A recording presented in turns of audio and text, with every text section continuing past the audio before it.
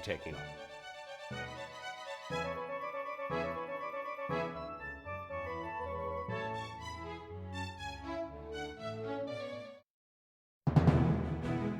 The Presidents from Public Affairs.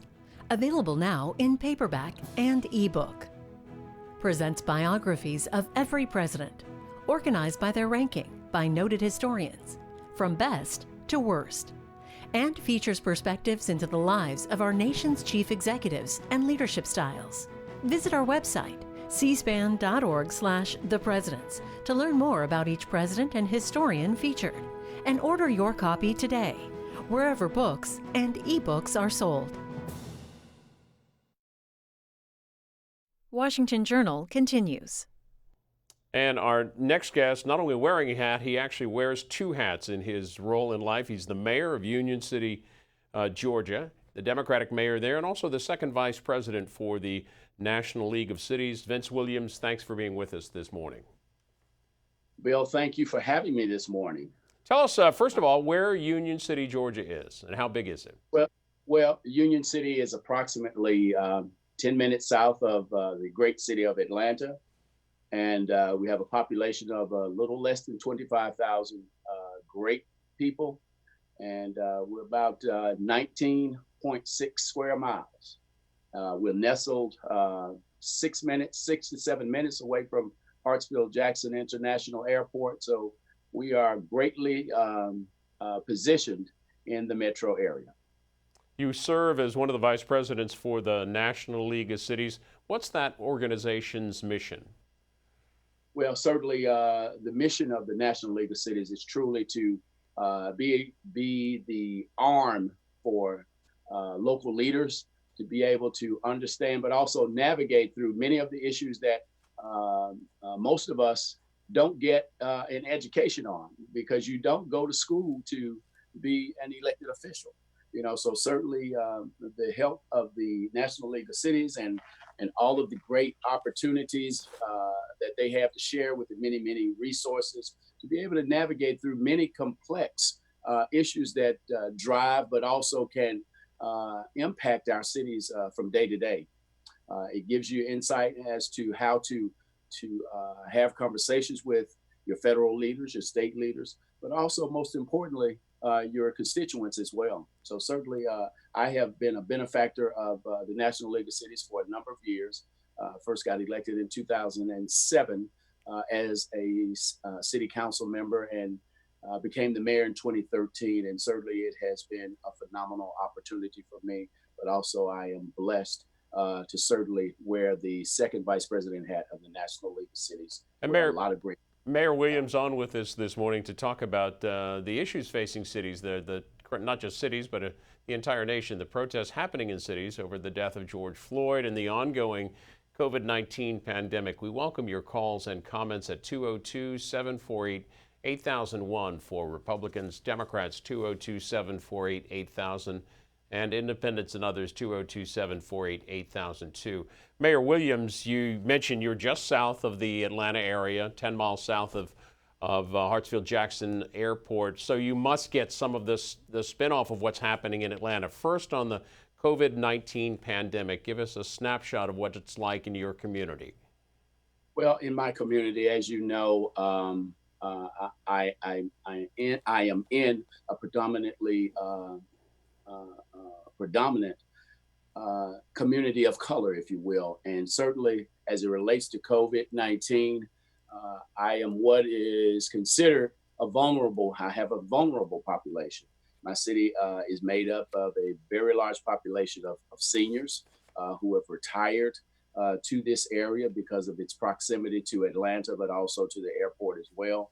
But much of the COVID-19, we have been impacted like many cities with the closures of non-essential businesses. Many have started because Georgia was one of the first states to begin to open up. But I tell you, certainly I am one of the first to celebrate the reopening of generating economy. But I can't support it right now because my area, my citizenry, and many of those that are around me, many of the other cities that are around me, and just like me, are not ready because our numbers are not scaling down at all. Our numbers are gradually rising each and every day, and primarily because there is more testing being done, and we're very thankful for that.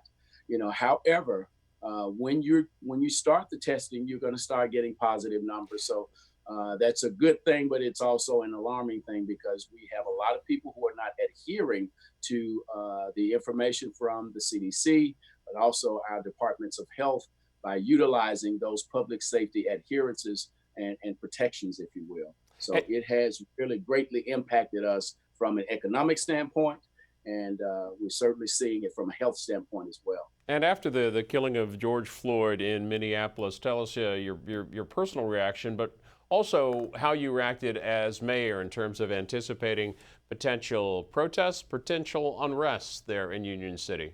Well, I tell you, I'm going to speak to the protest of it. Certainly the First Amendment speaks to that peaceable protest. And certainly I am a supporter of that, have always been an advocate of that.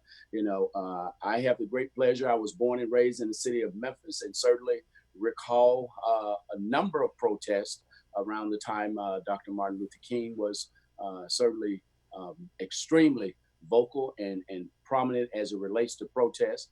But never did he drive a protest to rioting and looting. That's when you lose the message of what the issues are. Hopefully we can get to a place where we can sit down and have the real conversations, because certainly there is a real conversation that needs to be had, in this nation. I hope that our federal leaders are paying attention, but also I hope our federal leaders are extending a listening ear to be able to know and hear and understand the plight of people of color, especially African Americans.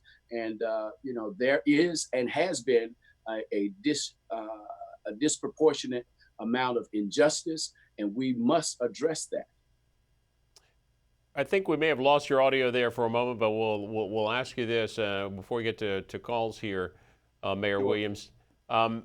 What are you, as the National League of Cities, what is the National League of Cities on COVID-19 and the federal government response? What are you asking of the federal government, and what have you, in terms of the legislative response, funding, et cetera? Right. Well, certainly the National League of Cities, we have what is called a campaign. That certainly is a simple approach called Cities Are Essential. Certainly the federal government has come out with the CARES Act and certainly has started dispersing direct funding to a number of cities and states and even counties. But if you're not a city that has a population of 500,000 or more, you got nothing. So certainly we have been out of the equation, and that lifeline still remains available, unavailable to us, and it is unlikely to ever be available. So one of the things that we're doing through NLC, we are pushing that the federal government and for the coronavirus relief fund for all municipalities, to be able to address the issues that we are all impacted by, because this is not just a big city issue. This is an every city issue. So certainly I applaud those 36 cities, because there are only 36 cities in this nation that meet that criteria. So that means the rest of the United States apparently doesn't mean anything to our federal leaders. And, I hate to say that, but that's what it appears to be. So certainly we want to make sure that they get an understanding that their hometowns and those people that they seek to support and re-elect them, they have really given them a slap in the face that they don't matter. And one quick question for you. To be clear, you talked about Governor Kemp, Brian Kemp, and the reopening in Georgia. So there in Union City, you have chosen not to reopen on the scale that the rest of the state is. Well, many of our businesses, that were considered non-essential.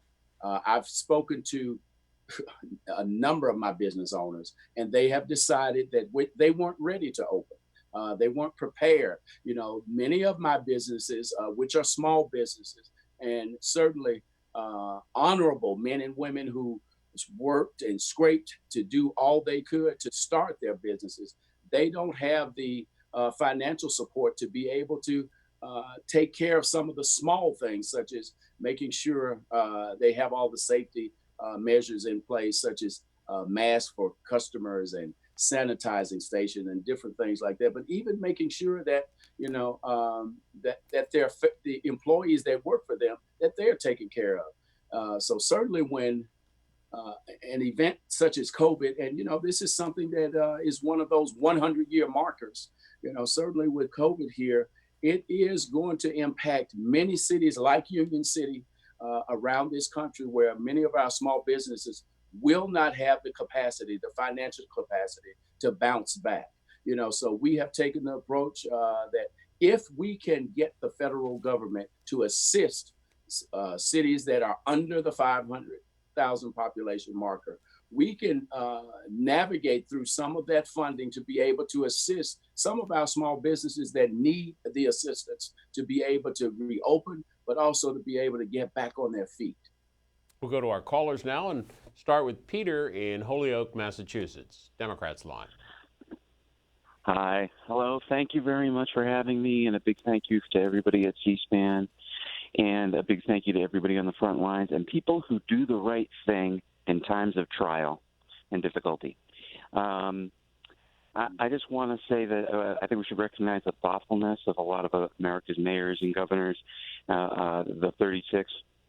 And, I fear for people who have governors and mayors that aren't more thoughtful, but I think we should look to that. But my main concern is that in looking for that there may be a second wave by whatever cause, whether people are out there because they want a haircut or because they're trying to save lives. We're looking at a potential second wave, and I'm concerned that the federal government will penalize America's governors and mayors and people in urban areas and poor areas, and all of us in general. And I'm worried that they'll take the stance like we see from police, be aggressive first, dominate, have that kind of behavior with the citizenry. And I worry that the federal government does that all the time to our mayors and governors who are trying to do right by the people. So, Peter, thanks for the call. Vince Williams. Thank you. Any thoughts on what our caller had to say? Well, certainly what the caller stated is true. There are many leaders around this nation that are doing the right thing, and certainly we must at all times do our best and strive our hardest to do the right thing. The National League of Cities, we are one of the organizations, if not the only organization, that has created an opportunity for local leaders to understand how to navigate through this issue of racial equity, but also leadership. So through the real, and that is certainly something that many of us need to have a discussion around, and that is understanding the racial, the race, the equity, and leadership that needs to be certainly supported in all communities. The RIO program provides training and resources, to prepare city leaders to apply racial equity lens to policies, to certainly drive initiatives, programs, and even your budgets. City leaders must step up to take the lead with their police departments and community members to address racial inequities in their respective cities and towns. So certainly that is one of the positives that the National League of Cities has been doing for many, many years. We're about to approach our 100th year in the next couple of years, but NLC's Race, Equity, and Leadership Department has many, many helpful resources that are available not only to members, but also to community leaders as well. Let's hear from Cindy in Hendersonville, North Carolina. Good morning. Good morning. I am concerned about the protest. I protested in '68 against Vietnam War. I was with a black man, and I am white, and we got discriminated against the black community for being together. But my most concern is about the protest, which I believe in protest. It's our right to protest. But what effect is this going to have with COVID? You shut down all the cities because of the COVID, and everybody was quarantined, or they were shut down, all the businesses. And now all the protesters are out there. Most of them are wearing masks, but they're singing and shouting like I did in '68. And their masks are off, and they're spitting on people by accident. I mean, they're not doing it on purpose. But how is this going to affect our COVID if we have a second wave? I'm also in a very small city, and we did, my small business did get assistance. We are under 55,000. So maybe it's the way that you are addressing the government to try to get the money. I don't know, but my small business got money, and we are in a very small town. But my most concern is about a second wave of the COVID. Okay, Cindy. Mayor Williams.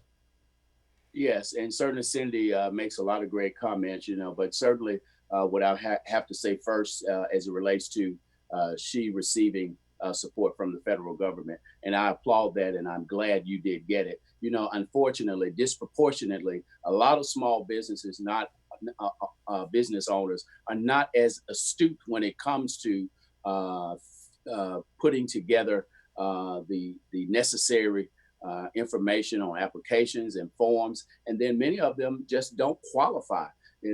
So certainly we have to look at that. Just because you don't qualify doesn't mean that your business shouldn't still be supported. So we've got to look at, and we're working with a number of our businesses who have had that challenge, by reaching out to the Small Business Administration, but also not even receiving the PPP that many of the businesses have. Now I have some businesses that have been able to navigate through that, but I have a larger proportion that have not received anything. And certainly to Cindy's comment about the protest, I'm not concerned about the protesters as long as it is a peaceable protest. What I'm concerned about are those that are inserting themselves into a protest where they're really not there for the protest. They're there to wait for nightfall to attack, loot, and pillage. And those are the people, and those are the individuals I'm concerned about. The protesters, there are a number of protesters around this country that are doing it the right way. At this juncture where we are right now, I'm looking at many sites around this country where the police are being purposely targeted. So those are things we must address. And city leaders have a greater capacity to create real, tangible changes in policing, and certainly creating policy, that federal governments will ever have. So we've got to make sure that we're stepping in and we're part of the solution, because certainly we do not want to wait for tragedy to occur in our city to address these pressing issues. And on your comment about looting, it's a front page story in the Wall Street Journal. And small businesses looting deals a second blow. Small business, especially in minority neighborhoods, were already reeling from shutdowns because of COVID-19. Mayor Williams, let me ask you a comment from one of our viewers on Twitter says this: being a black mayor of a community in Georgia is the trifecta of being in the wrong place at the right time. Racism and white supremacy surround you and governments neglect and oppress you. It's been like that since this country began.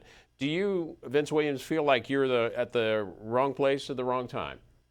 I do not, I do not. I feel like I'm at the right place at the right time, because I have been able to navigate through this relationship aspect as it relates to working with our leaders, from a county, a state, and even federal level. I have a great working relationship with our governor, and certainly he's been extremely supportive of what we do here in Union City, but what we do in the state. He and I don't agree on all policy, but certainly that's life. We have to find a balance, but certainly I don't have a problem with disagreeing. It's how we disagree. But certainly I've had a great working relationship with all of my federal delegates, and it has been a promising opportunity for my city and cities around me. So certainly, one of the things that I try to do is build on relationships, because that's what it's all about.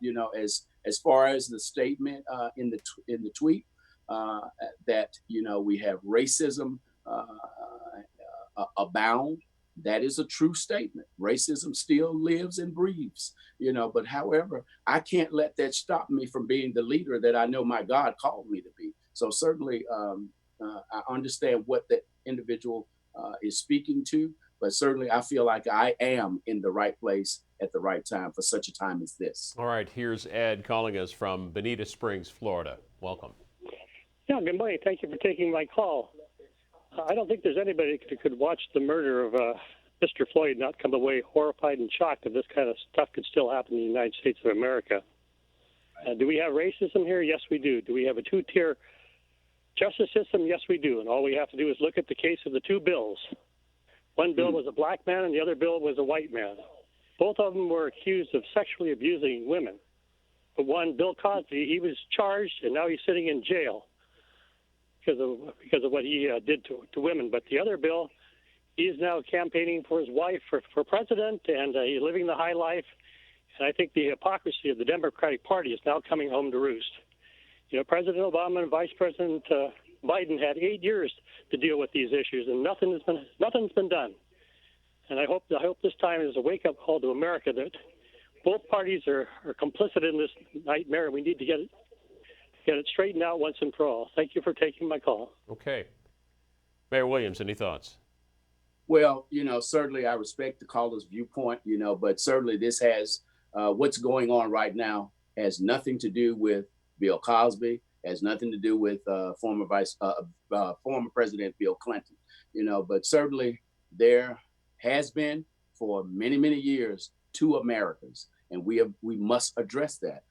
However, with what's taking place right now, this is not about party because what's going on, it is not a respecter of Democrat, Republican, Independent, Black, white, gender, none of those. This is about the need to sit down and have a true discussion for people to listen of the outcry of the individuals that have been disserved and have certainly been hurt for many, many years.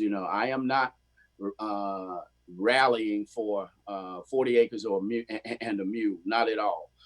This is about making sure that equity is in place, for everyone to make sure that we all have a fair opportunity as it relates to business, but also as it relates to even housing. Those are things that are still existing in this nation. And certainly some of the conversations that we have with our federal leaders, we've got to make sure that they understand and they, take the blinders off to be able to start using their platform to be able to do what they said they were going to Washington to do. And that is to help these communities to be able to stand up on their own, but to be able to be fruitful and also make sure that the legacy that we leave is going to be one that we did leave this position or this nation better than we found. We're doing total disservice to many of our communities. Former President Obama yesterday had a virtual town hall and talked about reforms, in particular police reforms happening at the local level. I want to play you some of his comments, Mayor Williams, and get your thoughts. Okay. Most of the reforms that are needed to prevent the type of violence and injustices that we've seen take place at the local level. Reform has to take place in more than 19,000 American municipalities, more than 18,000 local enforcement jurisdictions. And so as activists and everyday citizens raise their voices, we need to be clear about where change is going to happen and how we can bring about that change. It is mayors and county executives that appoint most police chiefs and negotiate collective bargaining agreements with police unions. And that determines police practices in local communities. It's district attorneys and state's attorneys that decide typically whether or not to investigate and ultimately charge those involved in police misconduct. And those are all elected positions. And in some places, they're police community review boards with the power to monitor police conduct. Those oftentimes may be elected as well. The bottom line is, I've been hearing a little bit of chatter in the internet about voting versus protest, politics and participation versus civil disobedience and direct action. This is not a either or. This is a both and. To bring about real change, we both have to highlight a problem and make people in power uncomfortable, but we also have to translate that into practical solutions and laws that can be implemented and we can monitor and make sure we're following up on. And Mayor Vince Williams, the former president, clearly putting the ball in the lap of you and other mayors and local leaders across the country. Exactly. And certainly much of what I've heard over the past couple of days, but certainly from that town hall, certainly resonates with me and my many colleagues as local leaders. Certainly making sure that you have the right person in place. That's a task that a lot of individuals, and that's why I say being a part of the National League of Cities and the different opportunities that they have to train, but also to help navigate through some of the process of even a hiring process to make sure that you're getting the right people in place. Now, as it relates to your police chiefs, certainly those are the ones that report to the mayor's office, but certainly I am blessed to have a police chief that certainly understands this issue around community policing, but also understands the community. We get often, there are many police chiefs and also police officers that are brought in that don't have the proper decorum or the proper respect of culture of where they are. So certainly we got to make sure that training and policy is a big issue. Policy is a big issue because many of our police departments have policy and procedures that many of our local leaders haven't even reviewed. And Mayor Williams, how big is the force there in Union City?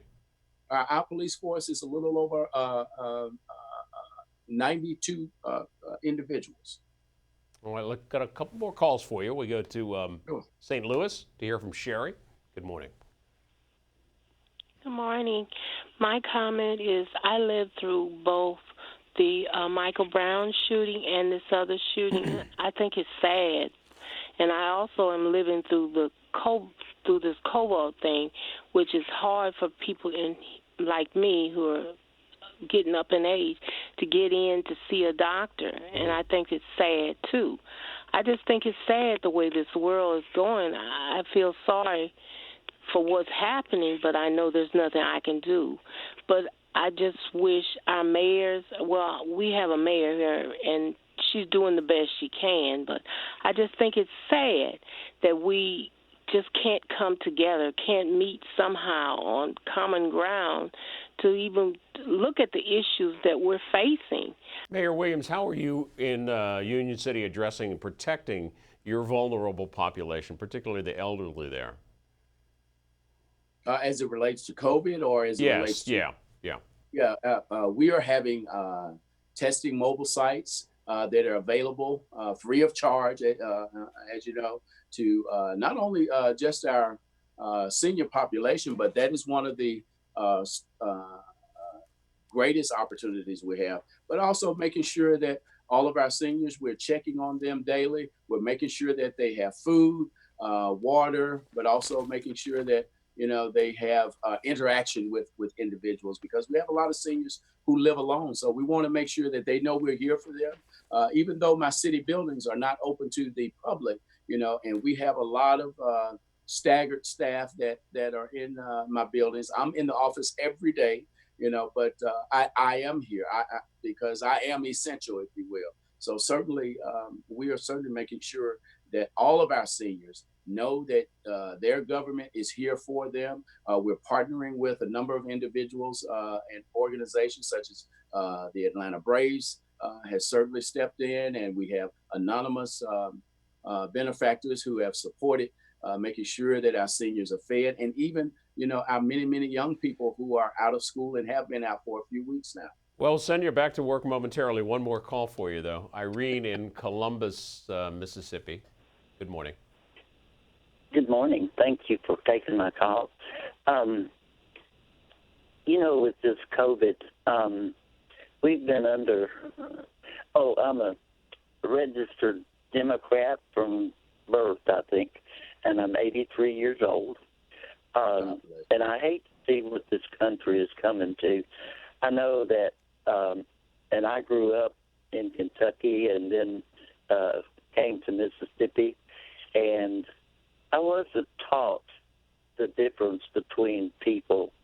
And I do say that blacks, and I've seen it here in my own state, where a lot of times blacks get more jail time than whites, and that's wrong.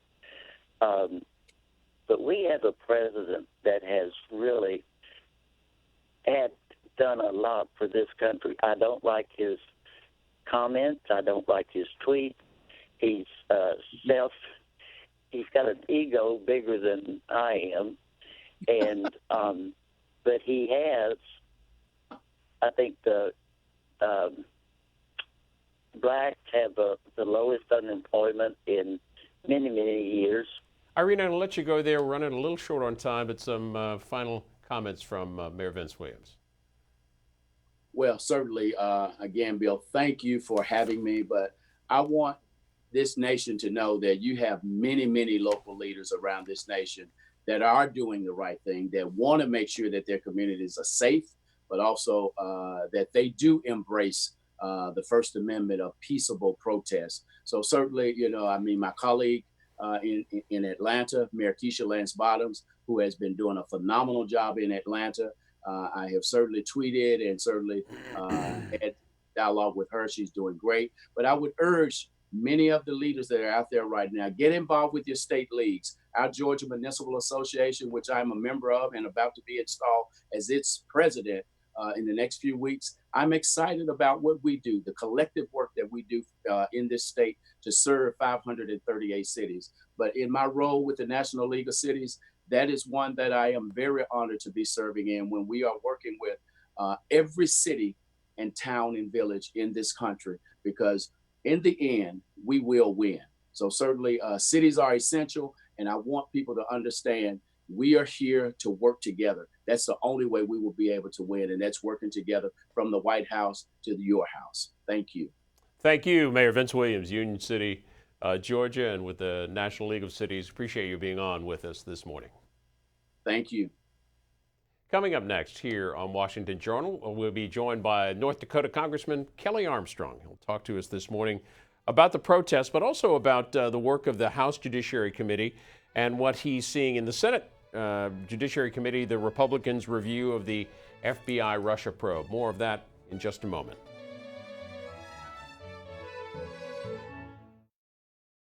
Sunday night on Q&A, Peggy Wallace Kennedy, daughter of former four-term Alabama governor and presidential candidate George Wallace, talks about her father's controversial career and what inspired her to write her recent book, The Broken Road. Back in 1996, we took our youngest son, Burns, who was 9 at the time, to the Martin Luther King Museum historical site in Atlanta. And we went to his church and to his grave, and then we went over to the museum, and it was being newly constructed at that time. And we were going through the exhibits, and we came to the exhibit, Alabama exhibit. And it showed the Edmund Pettus Bridge, the bombed out 16th Street Baptist Church, fire hoses and dogs in Birmingham, and George Wallace standing in the schoolhouse door. And Burns looked up at me and he said, he was so sad. Why did Pawpaw do those things to other people? And it broke my heart. And I said, Pawpaw never told me why he did those things to other people, but I know he was wrong, so maybe it will just have to be up to you and me to help make things right. Watch Sunday night at 8 p.m. Eastern on C-SPAN's Q&A.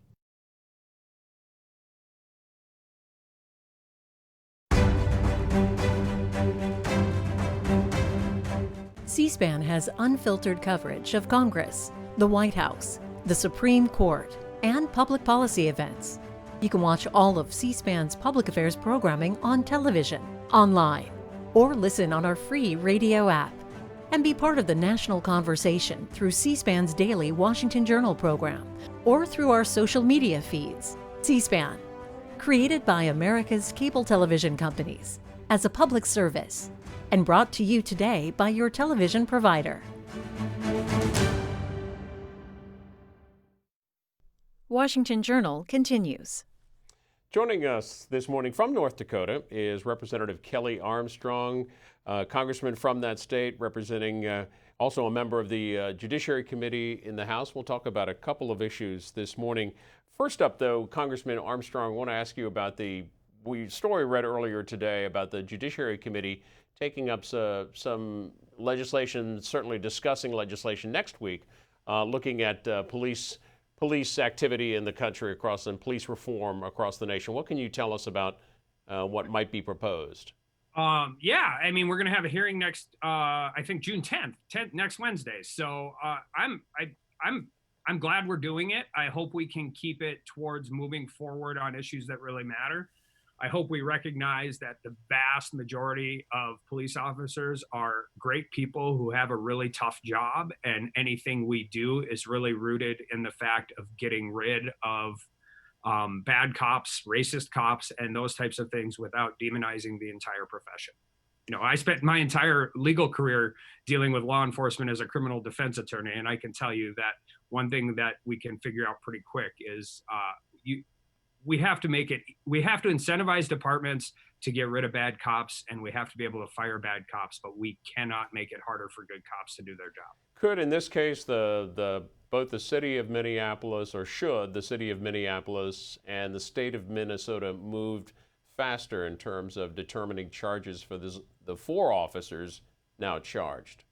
So, first of all, I think they move pretty fast. And I think we have to recognize that when you're dealing with charging law enforcement, I mean, charging them is one thing, but we all forget that they have to get convictions too. And these are hard cases a lot of times, particularly with the 3 officers that weren't directly involved. Listen, I've seen the video. There is absolutely no excuse. It's horrible. It's heinous. It's criminal. It was murder. But we have to, the Hennepin County State's Attorney's Office down there has actually been one of the few departments that has got a murder conviction against a law enforcement officer in the last 10 years. Sometimes I think with the political unrest going on, we want the law to work quicker than it should, because it's really important not only that they got charged, but that they can get a conviction out of this. And those aren't always the same thing. And so we need to let the justice work. One of the problems here is most people don't think the justice system works the same way when law enforcement's involved. Just a logistical question for you. The hearing next week, is that will that hearing of the Judiciary Committee be a virtual hearing, or will you be here in Washington? Well, if it's possible, I will be there in Washington. I think these are exactly the kinds of reasons we need to be there. I literally got notice of it 5 minutes before I came on this morning. So I heard about it on the news tonight, got notice on it. So we'll find out. Well, the Senate Judiciary Committee, as you know, is meeting in person in Washington, holding an extensive hearing yesterday. The review of the FBI probe into Russian interference in the 2016 election. They had the former Deputy Attorney General Rod Rosenstein on yesterday. I don't know if you get a chance to see some of that or read about that, or what are your thoughts on what happened yesterday? Yeah, I think this is this is really, and I've been involved in, the FISA reauth and judiciary and the General Flynn case. And I think 2 things yesterday that I just pick out from my mind that are really, really concerning is, one, that Mr. Rosenstein said he didn't read the entire thing and signed it anyway. 2, that if he knew now what he knew then, he would never have signed the FISA warrant. And 3, that as early as August of 2017, they were aware that there was no real collusion case. Those are really concerning facts. And I know media is topical, and I know we are in we move from one story to the other as immediately as possible. But this captivated everything for almost 3 years. And because of how information comes out of classified, gets declassified and gets presented, we're missing the ball when we are not really addressing how this entire thing got started and how truly, truly disturbing it is. What else do you think that Rod Rosenstein could have done to bring more transparency to the effort during the investigation? Well, I think, I mean, here's the problem. And we had Director Wray in front of us in Judiciary, and everybody continues to talk about different procedural safeguards. And if we want to talk about the 26 warrants and the deficiencies on 26 American citizens that were not named President Trump, we can do that as well. But the bottom line is this was a failure of people. This was people with incredible hubris and doing things that they absolutely had no reason to do. And there was a failure of leadership at every step of the way, all the way up until and through who was allowed to be on the Mueller team as they conducted this investigation. And we can put all procedural safeguards in place, but if we don't have more good people in these positions and people who truly respect the position of authority they have, we're going to continue to have these problems. You sit on this, we mentioned the Judiciary Committee, also on the Oversight and Reform Committee. Are there any plans by either of those committees to take up this issue? I don't think so, not under the current leadership. And this is the problem with DC. And I think also specifically with FISA and FISA reform, it's almost too bad because obviously how this affected a duly elected president needs to be addressed. It needs to continue to be addressed. But I'm going to go back to the IG Horowitz's finding that out of 26 U.S. citizens that had warrants issued in the FISA court, all 26 of them that they looked at had deficiencies. The average number of deficiencies was 20 per case. They couldn't find the file on 4 cases. Outside of getting through the intellectual and legal hoops where you ever say that a secret court putting secret warrants on American citizens can ever be constitutional, that should be disturbing to everybody. Our lines are for Republicans 202-748-8001, for Democrats 202-748-8000. and independents and others 202-748-8002. We're with Kelly Armstrong, Congressman Armstrong from North Dakota. We hear first from Winter Haven, Florida, and this is Barbara. Yes, if the police chief of the patrolman that did the killing had been permitted to get rid of him but he couldn't. His hands were tied by the police union. And also, Mr. Floyd, you will see your brother again as long as you believe in Christ. And if the blacks would just quit killing each other, they have to remember they have mothers, fathers, brothers, sisters, cousins, aunts, uncles, and that they're not just killing each other, they're killing their own families.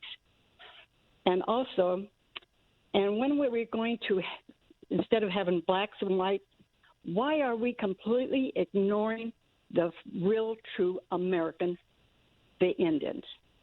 We have just done everything against them. And Barbara, thank you for your call. Congressman Armstrong.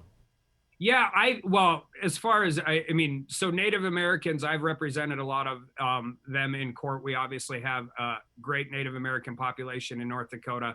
And some of the criminal justice disparities towards them has a lot to do with the differences between sentences in state court and federal court. And also, I mean, race obviously plays a role. I want to go back to what she said about the police union, because the Minneapolis union chief yesterday, police union chief, said something that should also disturb a lot of people. And I think before we start drafting significant federal one-size-fits-all legislation for every single police department across the country, I think we should recognize one fact. Good cops know who bad cops are. They do. They are a tight-knit community. I watched this in North Dakota. We buried a hero last week who died trying to save another law enforcement officer, 29-year-old with a wife and a 10-month-old kid. I mean, it was absolutely, truly the saddest thing I've been a part of, not just in public service, but in my life. But good cops know who bad cops are. We need to incentivize departments to get rid of bad cops, and we need to make it easier to fire bad cops, and we need to make sure that they can't just hop from one department to the other. Let's hear from Jay calling on the independent line, Scottsville, Virginia. Good morning. Yes, thanks for taking my call. It is hard for a true independent to relate the conditions by which you protect a democratic republic. A democratic republic that's based on maintaining a human environment, rather than replacing it with an animal environment where the animal pack leader receives the support of animal pack followers. Is this as if you believe that you induce us to believe that our eyes didn't see General Flynn being honored at the Russian propaganda TV dinner sitting next to a KGB agent, Vladimir Vladimirovich Putin, in doing his duty to deconstruct the state by which we maintain a human environment? So, sir, please, we did see what our eyes saw. We'll hear from Congressman Armstrong. Yeah, I mean, I'm just telling you, I view the case through the lens of my former job as a defense attorney. I have read every single piece of this, and if I couldn't disagree with you more about the Flynn investigation.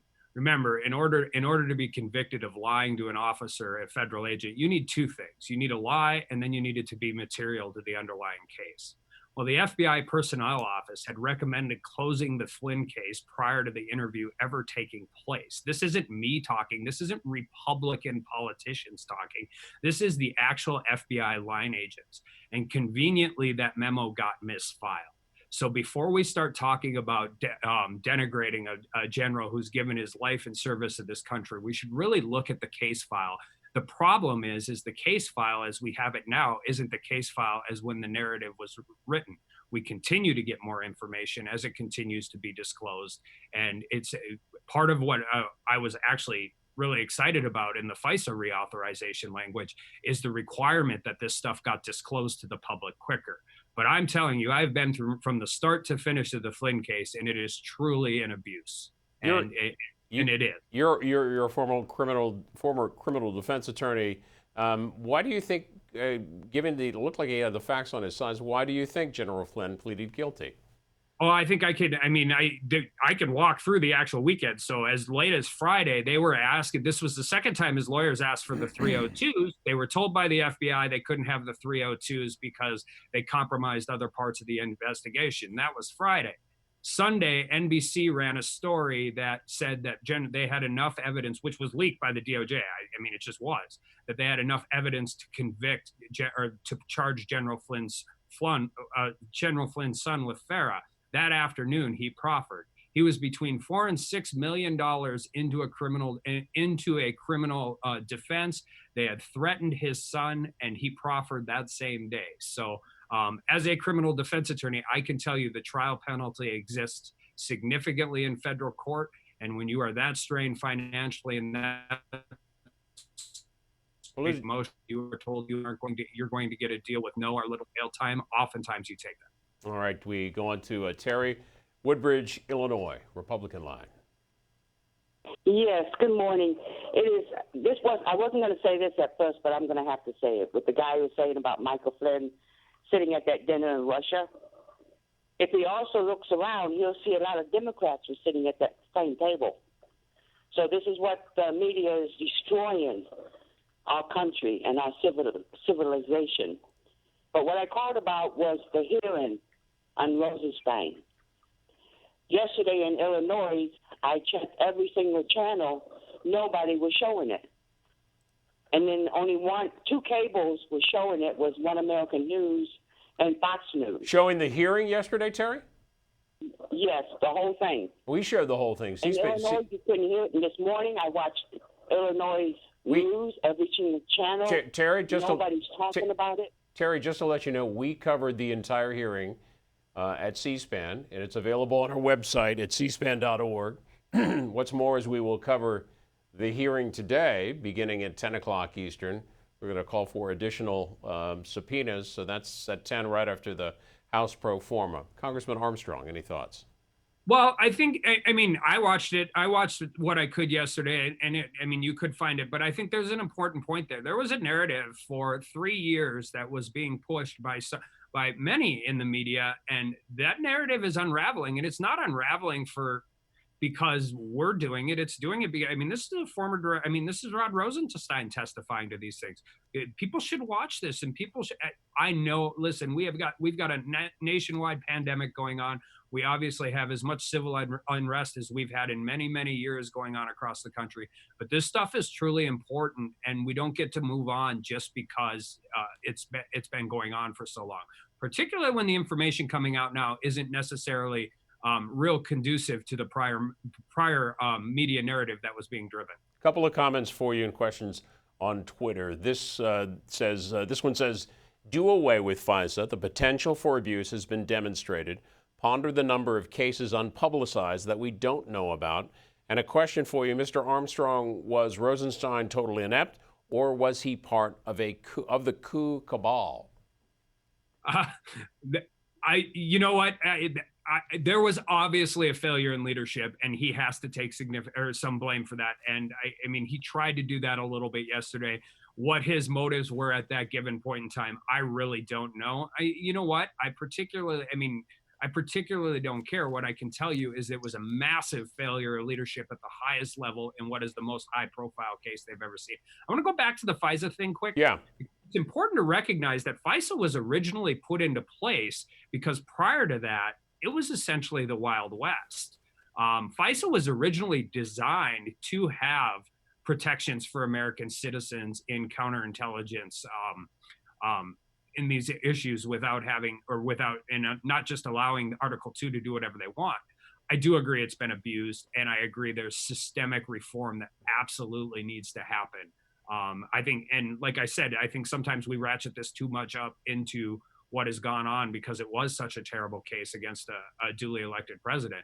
But anybody who is on the other side of that and disagrees should go read Inspector General Horowitz's report on the 26 warrants that were issued against U.S. citizens. We need significant reform. These are American citizens.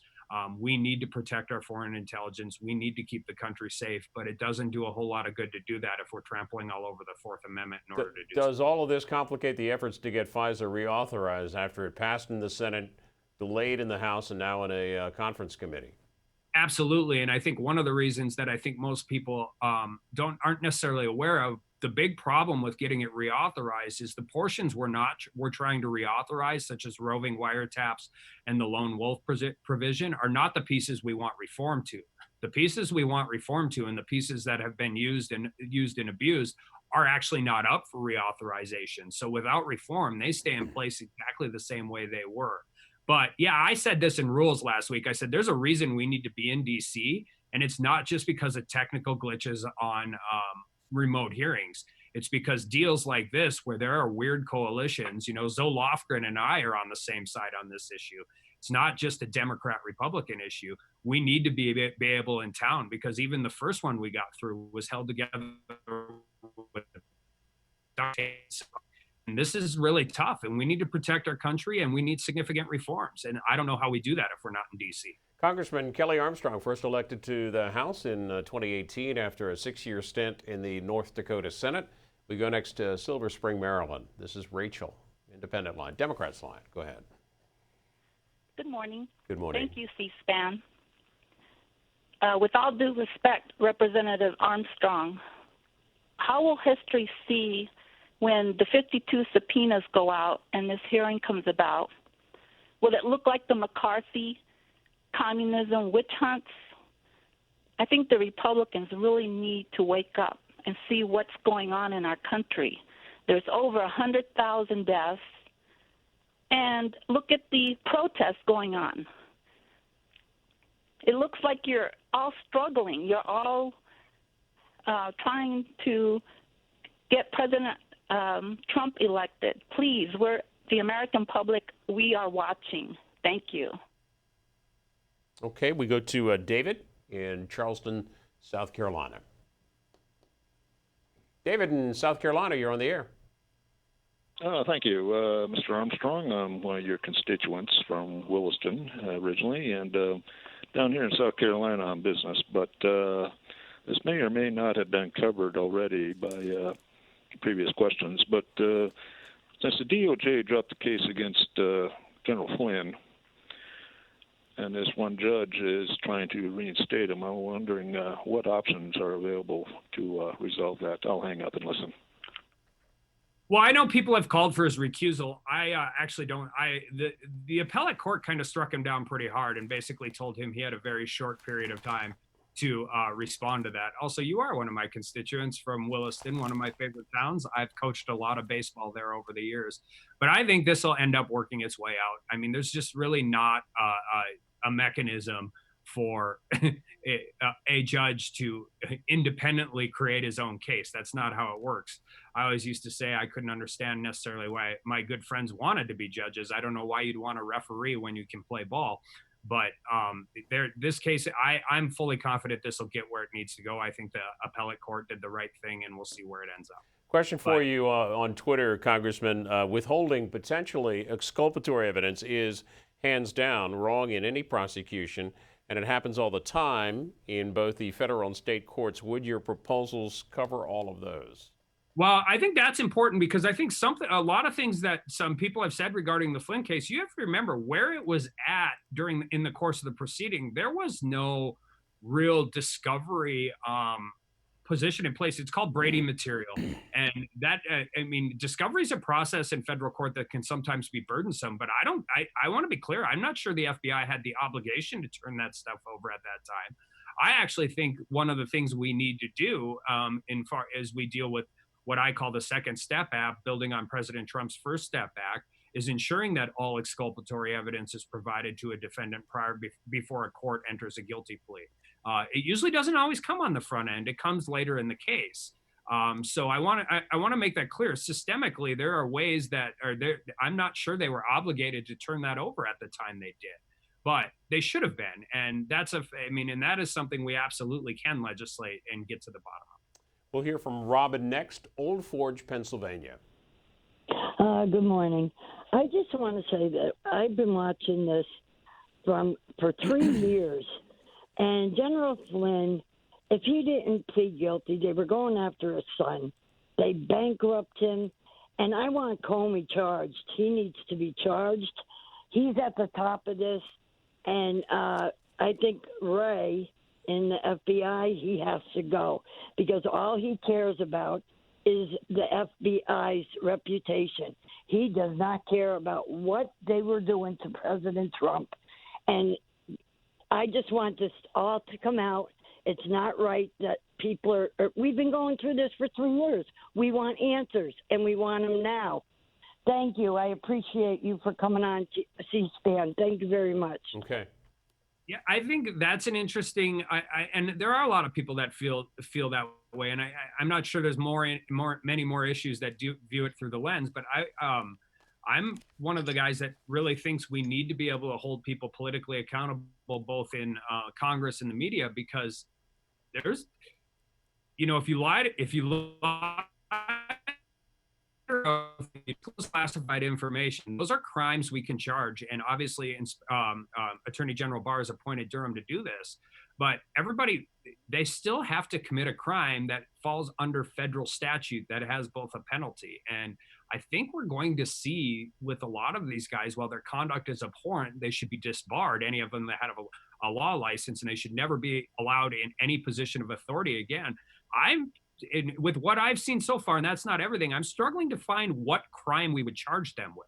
I mean, there was obviously an organization, there was obviously an effort of a group of people to do some things that were horrible, but I'm not sure that I can point to a federal crime they committed yet. So we'll have to wait to see what the Durham investigation shows. We are just a few minutes away from the start of that Senate Judiciary Committee hearing.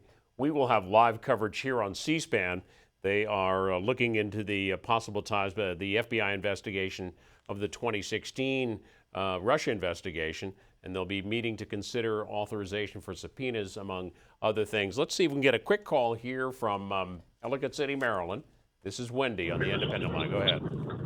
Hi, thanks for taking my call, and thanks for your time, Congressman Armstrong. Regarding what you said about incentivizing quote-unquote good cops to report bad cops, if we were to implement reform in the criminal justice system, particularly focusing on reducing police brutality, how can we do that while funneling money away from, police expense back towards the community? Well, Wendy, I'm going to have to let you go. Congressman Armstrong, a few final thoughts here. The House, your colleagues are about to come in on pro Yeah, forma. So I agree with that, and I think one of the first place we can start at the federal level is continuing to build on what was the First Step Act, which was the most significant criminal justice reform in a generation. But we have to remember, most law enforcement happens at the state and local level. So we have to figure out ways as the federal government in order to incentivize law enforcement to make those reforms. And again, I always will say this: we can't make it harder for good cops to do their jobs. We have to figure out a way to weed out the bad ones. Kelly Armstrong, Congressman from North Dakota. Hope you join us when you're back in Washington. Stay safe, and thank you for being on the program this morning. Thank you for having me. The U.S. House gaveling in momentarily. It'll be a brief session. They're coming in pro forma, and then after that, we'll take you live to the Senate Judiciary Committee hearing, and we'll see you again tomorrow, 7 a.m. Eastern, here on C-SPAN's Washington Journal.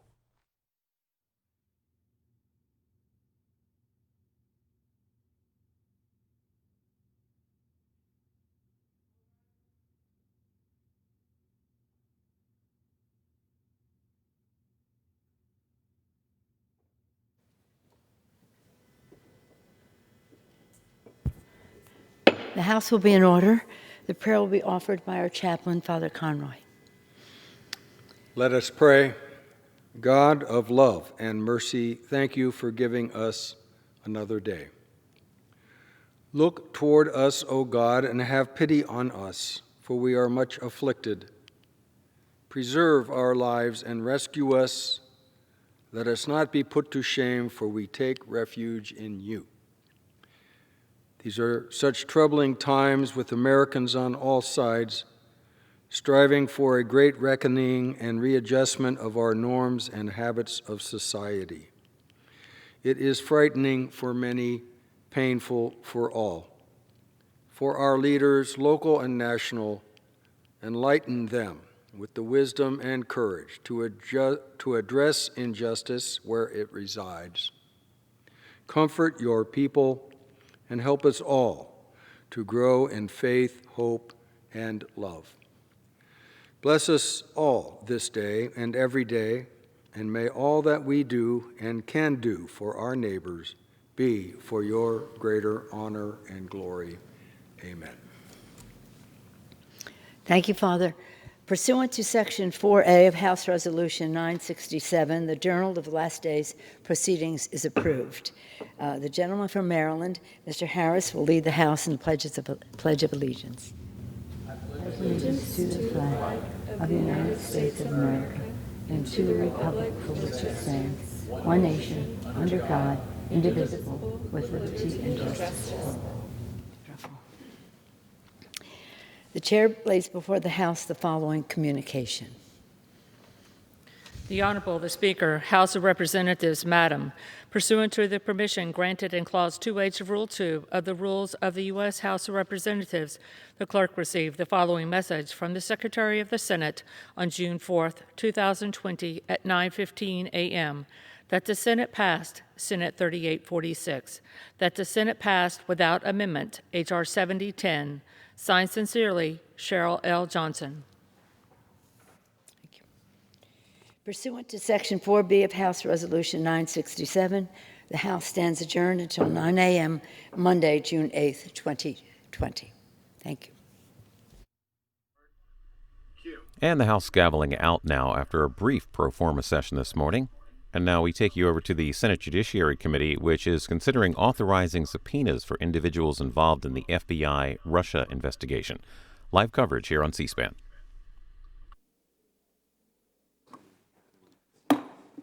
Good morning, everybody. I think we have enough to hold over the Inspector General Access Act and Corey T. Wilson, United States Circuit Judge for the Fifth Circuit. To my colleagues, we'll take up the Inspector General Access Act next week. Got a call from Mr. Horowitz and the Justice Department and Senator Lee trying to find out if we can find an accommodation to get everybody on board. If not, we'll vote next week. And Mr. Wilson will be held over the Circuit Judge for the Fifth Circuit. Okay. Now you can do an opening statement. I tell you what, we got two matters on the agenda. Mr. Walker, the United States District Judge for the District of Columbia, and the subpoena authorization. I don't know if we have enough to do business yet, but I thought I'd make a bit of an opening statement here. Here's where I'm going and what I'm trying to accomplish. I thought it was important to give Mr. Mueller the space to complete his job. I thought a special counsel needed to be appointed after Comey was fired. Not that I doubted Comey was lawfully terminated, but Jeff Sessions was a member of the Trump campaign, and the accusations were that the Trump campaign was colluding with the Russians, for lack of a better word, and Mr. Rosenstein picked Mr. Mueller to conduct that operation, and I supported that. I was very glowing in my comments about Mr. Mueller. I admired what he's done for his country and think he's a good man. So the report has been completed, and he was able to do his job, and the results are out, and you can read the report for yourself. But here's what's happened. Mr. Horowitz, who's the Inspector General for the Department of Justice, was able to find that during the course of the Mueller investigation, that there were 17 irregularities when it came to seeking warrants against Mr. Carter Page by the Mueller team, Crossfire Hurricane, and eventually the Mueller team. It was so bad that the court issued an order that Senator Hawley read yesterday. Now I won't go over it, but it's a rebuke of the FBI by the FISA court that's stunning. We're not going to retry the Mueller investigation. Senator Grassley, when he was chairman and I was subcommittee chairman, we held a lot of hearings about Russian interference in our election. We called Donald Trump Jr. before the committee. We interviewed people who were in the Trump Tower meeting with the Russians about adoptions and other things. With Senator Whitehouse's help, we issued a subpoena to a bank that Mr. Manafort was doing business with, so I think we took seriously the allegations of Russian collusion and Russian interference in our election. And I want to thank Senator Grassley for holding all those hearings. Now, here's where we find ourselves as a committee. The court has issued a stunning rebuke of the FBI. Isn't it our job to try to find out what happened? Mr. Horowitz said it's inexplicable to him how over 9 months so many errors could have been made. I think I know, but he says it was inexplicable. They were fundamental errors and really bad stuff over a pretty long period of time. I asked him, do you know if the senior leadership of the FBI was aware of the fact that the Russian subsource interviewed in January, who disavowed the dossier, did they know that the warrant application had fallen apart? Because Mr. Horowitz and Mr. McCabe tell us without the Russian dossier prepared by Mr. Steele, who was on the payroll of GPS, who was paid by the Democratic Party, there would have been no warrant. They tried to get a warrant, and they couldn't get it until they found the dossier. And Senator Hawley, I think a few others mentioned, it's pretty stunning that a Russian disinformation campaign could wind its way into the hands of the FBI and eventually get warrants. None of us should ever want that to happen again. So there was involvement in our campaign by the Russians in our election. It wasn't the Ukrainians, it was the Russians. And they played both sides. And what I want to know is the people who interviewed the subsource and found out that it was a bunch of bar talk and hearsay and not reliable, did they sit on it? If they didn't report it up the chain, don't you think they should be disciplined? Because it was exculpatory information. There's a duty of people in law enforcement to disclose to the court and their superiors information that would undercut the case. If they didn't report it up the chain, then I hope they're going to be dealt with, and I can't answer that question. as to the subpoenas. I can't talk to these people. The FBI won't let me talk to the case agent and the intel analyst. I don't know if Mr. Durham's talking to him or not, but I think the committee has an obligation to find out what happened when the Department of Justice and the FBI were put on notice that the central document necessary to get a warrant no longer was reliable. And how do you explain that it was used twice after the January interview, in April and June, and the court was misled? Because in the application it says the subsource was interviewed, he was truthful and cooperative. Mr. Horowitz tells us something different. He found the interview that was the memo, based on the interview, that was pretty stunning. Here's the other question. Mr. McCabe. Mr. McCabe said he never misled Mr. Rosenstein. Somebody misled the court. Now, is it possible Mr. McCabe, who was in charge of this investigation on a regular basis, had no knowledge that the dossier was disavowed by the Russian subsource? Maybe so, but I would be shocked if one of the most high-profile cases in the history of the FBI, it didn't make it out of the basement that, hey, our case just fell apart.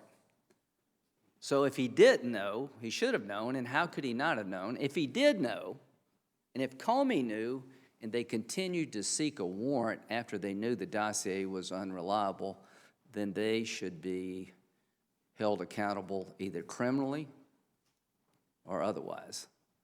And nobody knows the answer to that question. And we're going to get to the answer to that question. Senator Cornyn. Mr. Chairman, I support the investigation into this rogue FBI counterintelligence investigation known as Crossfire Hurricane. But I think what Mr. Rosenstein pointed out to us yesterday, and something we all know from the Department of Justice org chart, is the FBI director is supposed to be accountable to the Deputy Attorney General. And yet Director Comey basically was conducting this investigation along with the Deputy Director McCabe and others, and Sally Yates and Loretta Lynch didn't have a clue what was going on.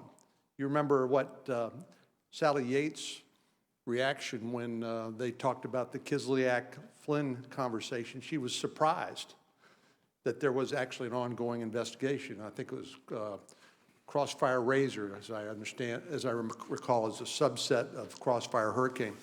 So it occurs to me that in addition to questions I have about the FISA court that I've talked to Senator Lee and others about, and its function, whether it actually serves as a check and oversight on the FBI in counterintelligence investigations, because it basically is a non-adversarial process, that we ought to look at more fundamental issues like, is the FBI the right agency to handle counterintelligence investigations? They are the premier law enforcement organization in the world. But on counterintelligence, particularly where it is completely unsupervised, and where there's so much opportunity for mischief, as we've seen as laid out in Inspector General's report, I think we ought to be asking some of those kind of fundamental questions, and I hope that we can work with you and our colleagues across the aisle to look at all of that, because after 9/11, the FBI took on a whole new role in counterterrorism and counterintelligence matters, and really outside of its traditional wheelhouse. So I just wanted to plant that seed. I haven't thought it all the way through yet. It's just sort of a kernel, but I think we need to be asking some fundamental questions and get some answers. Thank you. I think you have somebody who is going to be leaving us that you would like to say something about. Well, thank you very much for letting me take a moment to praise the service of my Chief Counsel, Carter Burwell. Carter came to me after working for then Chairman Grassley, and he served this committee for 6 years. He came to the Committee on Detail in 2014 from the Department of Justice originally, and then joined my staff in 2016, became my Chief Counsel in 2018. Carter's been an invaluable aid to me on national security matters, which is his background as a former prosecutor, reauthorization of Section 702 of the Foreign Intelligence Surveillance Act, privacy and technology matters like the back page bill, FOSTA and SESTA, and criminal justice issues like the First Step Act that I'm proud that we've been able to accomplish together. And he's also, he and my Judiciary Committee staff have done yeoman's work on judicial nominations. Yesterday, we just filled the last vacancy to the federal judiciary in Texas with the confirmation of Drew Tipton, 21 new Texas judges under this administration. Carter won't be going that far. He'll be going over to help Secretary Mnuchin at the Treasury Department on national security matters and on our economic recovery. So I hope you'll join me in thanking Carter for his service, not only to my office and me personally, but also to the committee. Take a bow.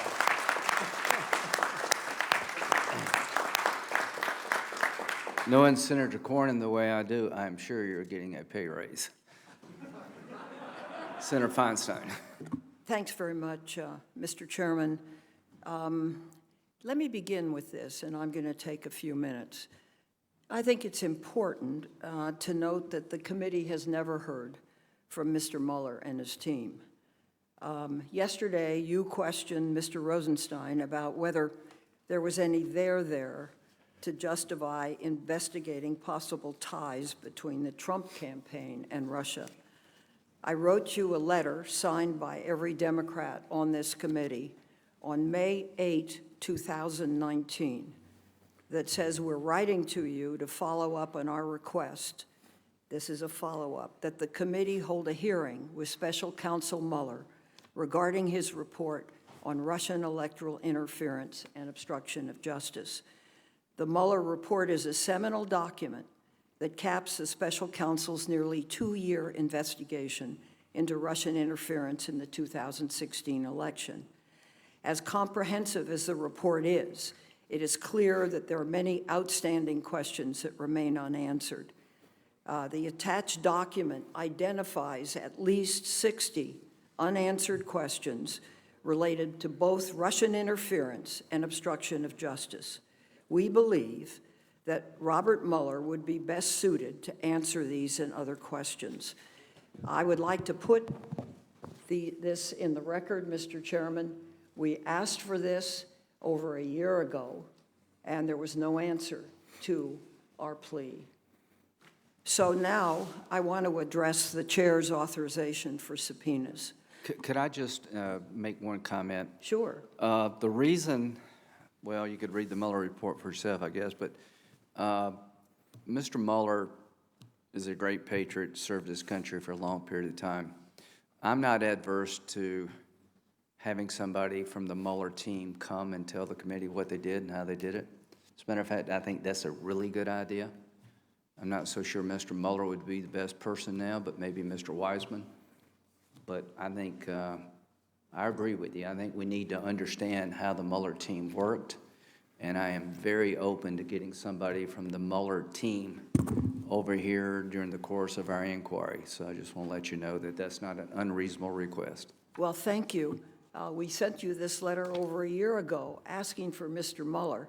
I think Mr. Mueller is a man of extensive brain cells and can well recall the situation. I think this side would very much like to have him here, so I'll just leave you with that. Today I want to address the chair's authorization for subpoenas. Our committee rules provide that a subpoena can be issued by the chair with the agreement of the ranking member or a vote of the committee. In this case, neither was done. The chair's motion is, in a sense, an end run around committee rules. It does not require either the ranking member's agreement or a vote on a specific subpoena. Instead, it would give the chair sole authority to issue hundreds of subpoenas. This removes the minority from any role in the issuance of a subpoena. This leads me to believe that this is a move to grant the majority total control over investigations and prevent the minority from gaining information in crucial areas. This would allow the majority to present a one-sided selective account of the facts, and we oppose that.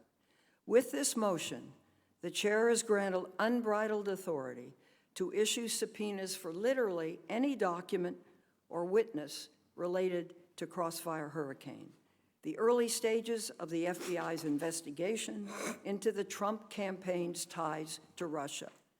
It also allows subpoenas for 53 officials named in the motion, the vast majority of whom served under President Obama. Using a single motion to authorize subpoenas for 53 people and possibly hundreds more documents and witnesses is unprecedented in this committee. I asked my staff to search committee records to find just one comparable example. They could not find a single instance where this committee has authorized subpoenas for 53 people in a single vote.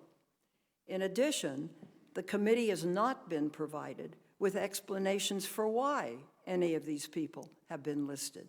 For example, why is Treasury Secretary Jacob Lew on the list? Or Steve Ricchetti, Joe Biden's chief of staff, who is currently a senior advisor on Biden's presidential campaign? Why is he on this list? John Podesta, Hillary Clinton's campaign chair, is also on this list, even though he has already testified twice before the House Intelligence Committee, and the transcripts of his testimony are publicly available. And we have been given no explanation as to why Samantha Power, former ambassador to the United Nations, warrants a subpoena from this committee. Put simply, this motion, and I'm sorry to say this, but I believe it, grants the chair unbridled authority to go after Obama-era officials. I can't support this kind of dragnet authority to conduct politically motivated investigations. And I urge my colleagues on both sides to consider carefully whether we want to set this as a precedent going forward. In my time on this committee, which is well over 20 years, we have always been careful about the use of subpoena authority. We've required specific explanations of what information is being sought, why we need it, and whether this compulsory process against any specific individual is truly warranted. In fact, our rules are designed to ensure that the committee issues subpoenas following bipartisan consultation and cooperation, and we have historically done so. Our last subpoena was 3 years ago, in 2017, when Chair Grassley and I agreed to subpoena Paul Manafort. In 2007, the committee authorized several subpoenas by voice vote to White House and Justice Department officials involving the U.S. Attorney firing scandal. With the ranking member's consent and following a bipartisan vote, we also authorized subpoenas concerning the Bush administration's warrantless wiretapping program. And Chairman Leahy's 2008 authorization of legal counsel's torture memos followed years of bipartisan efforts to obtain those materials. I must say, the chair's motion is a significant departure from this tradition of bipartisan cooperation, and I'm really surprised. And once the door is open to proceeding in this manner, to allow the chairman sweeping unilateral authority to subpoena political opponents, that door remains open regardless of which party has majority power. I take great exception to the chair's subpoena authorization and will oppose it. And the second part of this is on Justin Walker, which I'm happy to put in the record, but let me say this personally, Mr. Chairman. I have great belief in what this committee does. We have always considered both sides. since I've been on it, and I've been on it, I've been here 26 years. It was Joe Biden that asked me to go on it when he was chairman. And to see us do this in this way, with a bulk list of subpoenas, not knowing why anybody on this list is actually being subpoenaed, I think opens this committee to enormous concern and, yes, even criticism. So I'm very sorry we're at this day, but on our side, we have to stand up and we have to fight this because it sets a very poor precedent that has never existed before. Thank you very much. Thank you, Senator Feinstein. I'm going to say something real quickly, Senator Lee. Yes. Now I'll respond. I want to thank you for the hearing we held yesterday with Mr. Rosenstein. I thought it was enormously helpful and beneficial. I also thought it was something that shows front and center the need for FISA reform.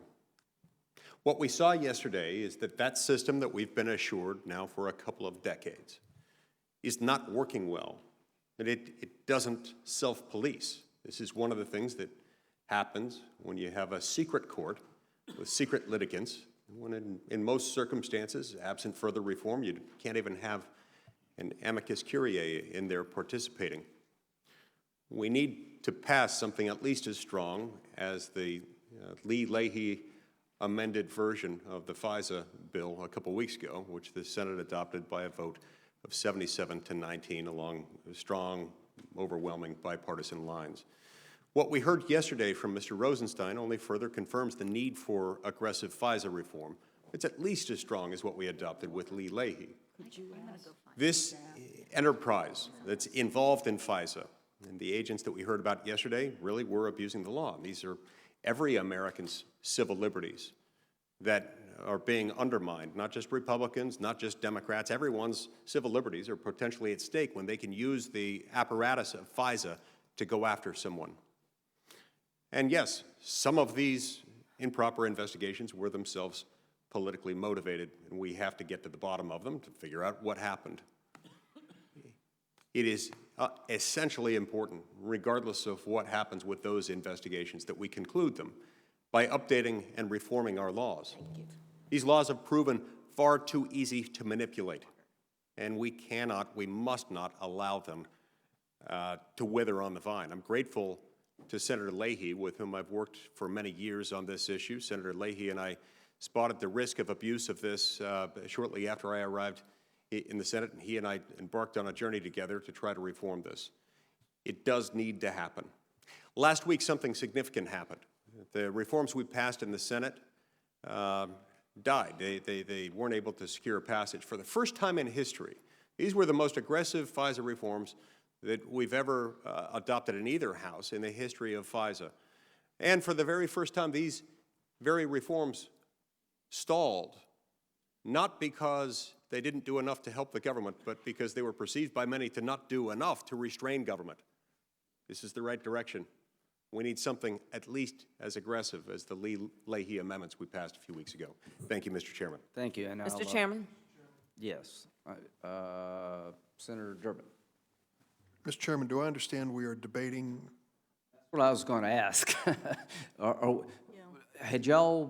Do you want to do Walker first or the subpoenas first? Mr. Chairman, I defer to the chairman of the committee. If you don't mind, could we do Walker first and then we'll talk about this? Is that okay? I'd like to make a statement about Mr. Walker. Absolutely. So let's turn to Walker, and we'll come back to this.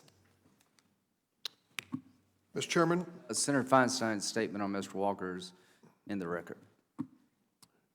Mr. Chairman, when it comes to the nomination of Justin Walker to the D.C. Circuit, the second highest court in the land, can we be honest for a moment here among ourselves? Can anyone here say with a straight face that this 38-year-old individual with no practical courtroom experience and a few months on the job as a district court judge in the Commonwealth of Kentucky is the best person for this job? Anybody? He's not, and we know it. Justin Walker is in line for this lifetime appointment to the second highest court in the land for two reasons. He's a family friend of Senator McConnell, and he's an outspoken critic of the Affordable Care Act. Justin Walker has made it clear that at any cost, he is willing to toe the Republican Party line in opposition to Obamacare. Before he was a judge, he called the NFIB case that upheld ACA's constitutionality, quote, an indefensible decision. And he even cracked jokes about his opposition to the ACA at his investiture ceremony in March, while he was still a sitting judge.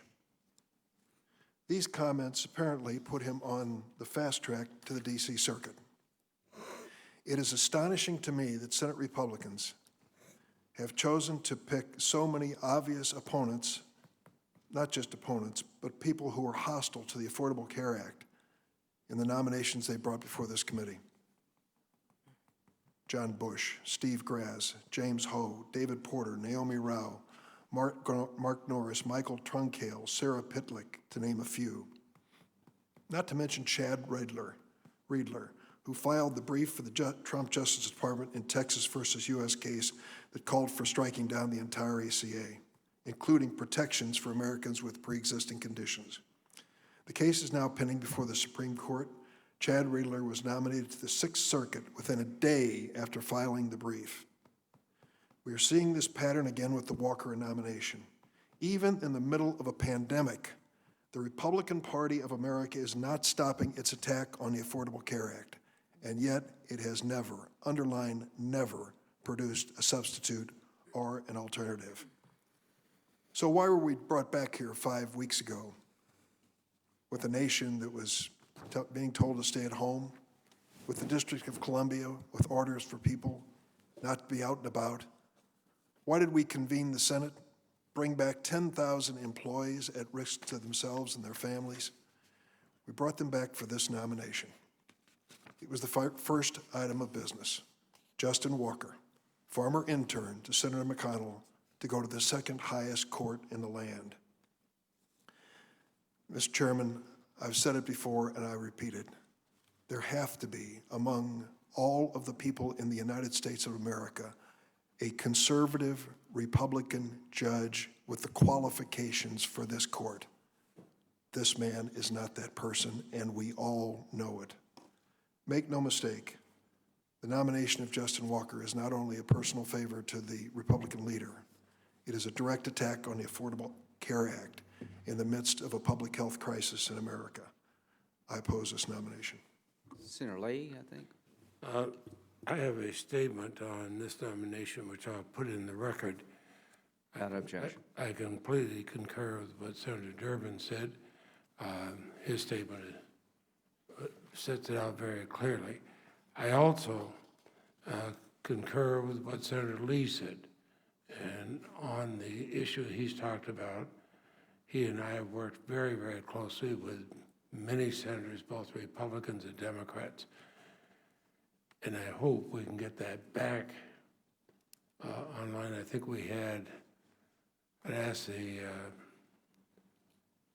senator from Utah, how many votes did we get in the Senate?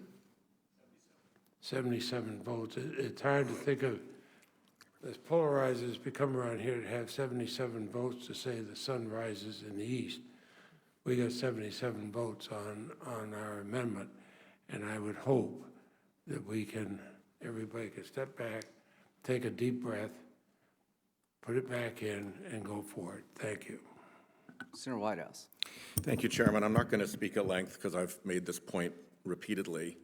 But the Washington Post has reported that there is a multi-$100-million network funded by anonymous donors at work, trying to manipulate the makeup of our federal courts. When we faced the Merrick Garland versus Judge Gorsuch contest, and then the problems with Judge Kavanaugh, political campaigns against Garland, for Gorsuch, and for Kavanaugh were run by an organization that were paid for with $35 million in 2 anonymous donations. There's every reason to believe that the 2 anonymous donations came from the same donor. There's certainly no reason not to believe that. So what you have is somebody who spent $35 million to influence the makeup of the United States Supreme Court, and we don't know who they are, and we don't know what business they had before the court. We see repeat performers who are funded by anonymous donors bringing cases before the court, and in cases of political import, we see choruses of amici turn up who, upon investigation, turn out to have common funding by anonymous donor groups. The extent to which our courts are now mired in dark money is unprecedented. And if I could, I heard very clearly the chairman's argument yesterday, his belief that in this matter, were the political polls reversed, our Democratic hair would be on fire to get to the bottom of what the hell happened in Crossfire Hurricane. Well, I assert the same argument here. If anonymous donors on our side were picking Supreme Court judges, were funding political campaigns for their nominations, were bringing cases before the court, and were flocking in little flotillas of amici to the court to make arguments in chorus for whatever the donor interests are behind this scheme, your hair would be equally on fire. There is no precedent for this kind of dark money around the Supreme Court. We've seen the mischief of dark money in our politics. That's bad enough. We should have common cause to clean that rot out of our political system. But when it starts to creep into our judiciary, something has gone badly, badly wrong. And I'll close with a connection between this and the matter that we're about to discuss. Because I believe very deeply that if the shoe were on the other foot, the Republicans on this committee would have no hesitancy asking the group that ran the political campaigns and received $35 million in 2 donations to fund those campaigns, who the hell was behind those campaigns? That's a very simple question. It goes to the heart of the integrity of the judiciary, and we can't even begin to get an answer to that. That is the backdrop of lack of oversight. My questions yesterday about QFRs were the same. The letters that have gone into the same bin with our QFRs are the same. And so if we're going to do oversight, by God, I hope we'll do fair oversight and oversight into questions that are different than the questions that the Trump campaign wants us to ask. If all the oversight we do is the oversight that is congruent with the Trump political campaign's interests, that is not a good place for this committee to be. Thank you. Thank you. And your request for questions for the record, I will call the number 2 guy at DOJ together and say, what's the deal, and try to get these questions answered, because it's important that the committee be taken seriously by those who we regulate. That was a point well made. Chairman, and you made that point yesterday, and I thank you for that and for this today. I'm very grateful. I appreciate it. Next week, I promise you. Senator Coons. Thank you, Mr. Chairman. To Justin Walker's nomination, which I also cannot support, his record leaves me with real concerns that he won't be able to separate his political beliefs from his judicial opinions. And at a time when hundreds of thousands of Americans have been sickened by COVID-19, Judge Walker has repeatedly attacked the Affordable Care Act and expressed a fervent desire to see it repealed. But frankly, at a time when inspectors general have been fired and independent oversight is being eroded, I am equally, if not more, concerned about statements by Judge Walker that imply he believes the FBI should be nothing more than an agent of the president. I am gravely concerned about an expanding reach of folks in the judiciary who have a view of the executive branch that I think is eroding a lot of precedent and lays a poor foundation for governance in the future. These are just two of the red flags I saw in Judge Walker's record. There's many other talented lawyers who possess the proper judicial temperament who could be filling this position. Instead, I will be voting no. And to the point that Senators Lee and Leahy raised about the FISA bill that added protections to the FISA process that recently passed this chamber, I co-sponsored it. I thank my colleagues for their hard work and leadership. I was proud to see the Senate take action in this area. If there are ways to improve the FISA process, we should explore them seriously, rather than the proceeding that's happening today. Thank you. Thank you. Senator Blumenthal.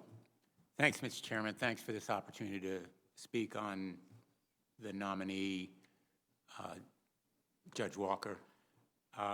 You know, I think it is the height of irony that we are potentially about to confirm a judge who has made it his mission to destroy the Affordable Care Act, which is the core of our healthcare system at a time when we are in the midst of a healthcare crisis. Nothing could speak more powerfully to the underlying goal of the entire nomination process, that is to remake the federal judiciary in the image of the far-right extreme of the Republican Party.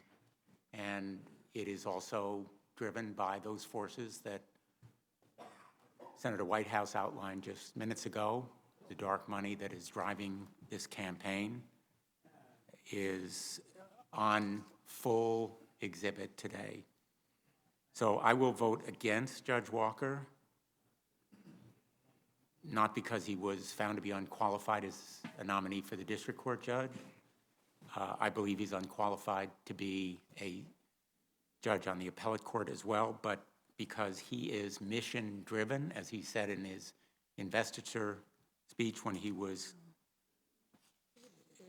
sworn in as a district court judge, he would pursue his legal principles, although he said, quote, "Although my legal principles are prevalent, they have not yet prevailed." That's his goal as a judge, policy-driven goals. And first among them, to destroy the Affordable Care Act and our healthcare system. As to yesterday's hearing, I wish I could believe that even a tangential purpose was FISA reform. I spoke at the testimony of Inspector General Horowitz. I reiterated this point yesterday. I've been doing and proposing FISA reform for years, first under President Obama, now under this president. There are ways that a corrective mechanism can be incorporated into the FISA process, making it more adversarial. Some of those ideas have been incorporated, but by no means enough of them. And so I hope there will be a serious effort toward FISA reform, but that is plainly not the purpose of the hearing yesterday or of the subpoenas that we have been asked to approve.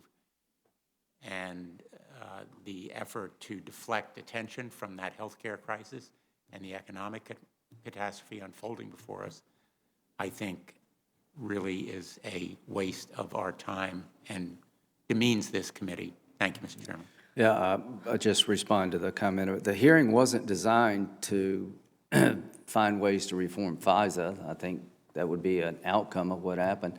The hearing's designed to find out what the hell happened. This rebuke by the court to the FBI is stunning. I want to know how you could renew a warrant on two different occasions, months apart, when the underlying basis for the warrant fell apart. I want to know why General Flynn got prosecuted after everybody in the FBI who was looking at his case said it should be dropped. I want to know how a lawyer could manipulate an email and nobody know about it. We're trying to bring accountability. That's what we're trying to do. Senator Hirono. Thank you, Mr. Chairman. I have spoken out against Justin Walker's nomination in the past, and today I would like to associate myself with the remarks of my colleagues on this side of the aisle. I often hear, why are you Democrats against conservatives? I thought conservatives stood for fairness, at least, but these nominees are conservatives, if we even can apply a word to them, they're conservatives on steroids, set to undo decades of precedent that protects workers and individual rights. And yet, we proceed. I will not be voting for Justin Walker. Senator Booker, would you? Senator Harris? Thank you. I joined the comments of my colleagues on this side, and also it is important to emphasize many of the points that have been made, including the fact that this committee is rushing to confirm a nominee for a vacancy that does not even exist. I, again, joined the concerns about Judge Walker, in particular, as it relates to the Affordable Care Act, while we are in the midst of a pandemic. In addition, people of all races are marching in the streets of America, outraged about the racial discrimination and injustices that have taken place over generations. But we have Judge Walker, who has expressed excitement about a judicial confirmation that he believes would lead to, quote, an end to affirmative action. Let's think about the message that advancing a judicial nominee like this sends to all of these communities of color and their allies, particularly at a time when people have taken to the streets to protest the violence and injustice that Black people have faced for generations in America. That is why I strongly oppose Judge Walker. I join with many, many civil and human rights groups, including the National Asian Pacific American Women's Forum, along with 20 reproductive justice organizations, People for the American Way, the Leadership Conference of Civil and Human Rights, the National Council of Jewish Women, the National Center for Transgender Equality, the League of Conservation Voters, the United Steelworkers, the Human Rights Coalition, NARAL, Lambda Legal, and the National Education Association, and of course the NAACP, who opposed Judge Walker's nomination yesterday. Thank you, Mr. Chairman. Thank you all. On the motion, we need one more. Where did Senator Tillis go? Okay, on the motion to report Judge Walker for this, what circuit is this? DC Circuit. The clerk will call the roll. Mr. Grassley. Aye.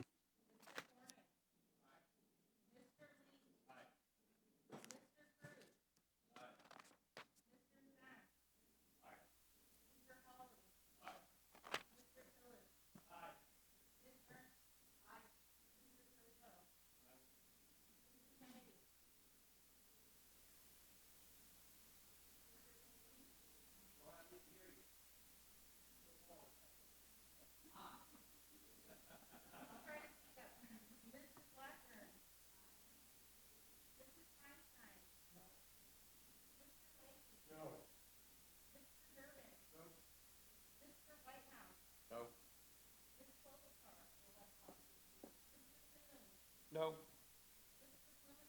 No. No.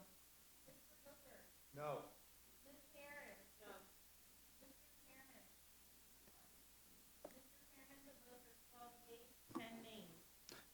The motion is favorably reported to the floor.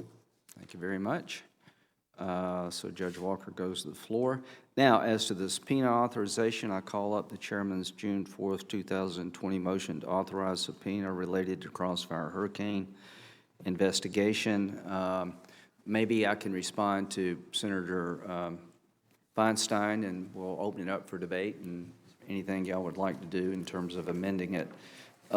Here's what I've come to conclude, that the transition issues are probably better left to Senator Johnson. So I know that there was a request by Vice President Biden to unmask General Flynn. There were some requests by people. Samantha Powers made a lot of requests for unmasking. Maybe there's a legitimate reason, I don't know. But quite frankly, I think our time would be better served to go and look at Crossfire Hurricane and the Mueller report itself. So I don't expect us to be calling people in the transition period.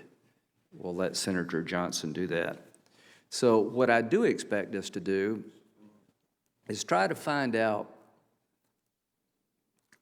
Rosenstein said he signed the warrant not understanding that the underlying document, the dossier, had been disavowed, and if he had known that he wouldn't have signed it. That's pretty stunning to me. I want to ask other people that same question.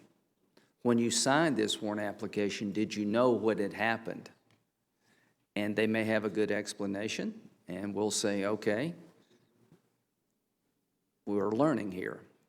But if I find one person in the FBI who told the higher-ups that our case just fell apart and they went forward anyway, there's going to be hell to pay. And it will come from Durham, not us. Now, the court sent a stunning rebuke to the FBI about the way they behaved here. And Senator Leahy, you're right. The Horowitz review of FISA warrant applications found a lot of them did not comply with the Woods procedure. That's what you and Senator Lee are talking about. But this is different.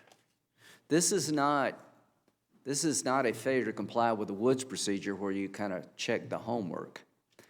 This is an effort to conceal exculpatory information from the court and manipulate documents provided to the court.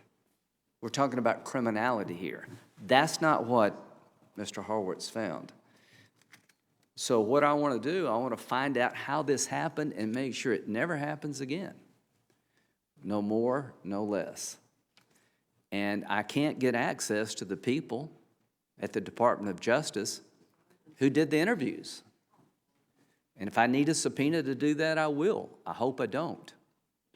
In terms of what we're doing here, I asked my staff to look at what the committee's done in the past.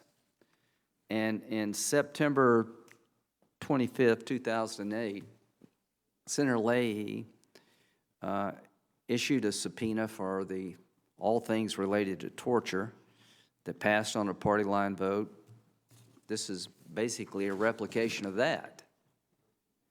And the people's names I put in there is just anybody I could think of that were related to the unmasking or could be potential witnesses in terms of their participation in Crossfire Hurricane and the Mueller report. As to Mr. Mueller, if you want to call him, I will. I would just ask you think twice about that. If you can find somebody else involved in the Mueller investigation that would serve your purposes, I am very open-minded to calling that person.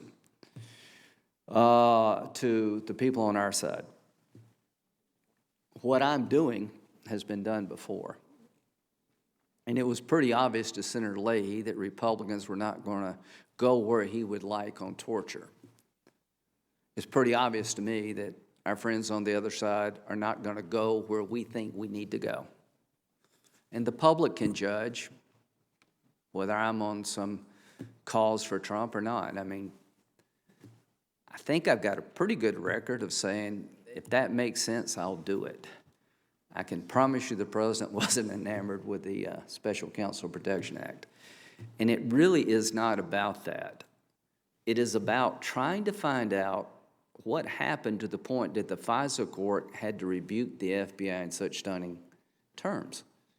It's trying to find out why people had their lives turned upside down, probably unnecessarily. And I think that's a legitimate thing for us to do. And this subpoena will allow us the power to get to the bottom of it. And I'll always consult with Senator Feinstein. And I don't know what we'll need to subpoena, what documents, if any, but I am intent on trying to find out what happened. So, Senator Feinstein? Thanks, Mr. Chairman. I would like to introduce an amendment. It's Feinstein, number HEN 20543.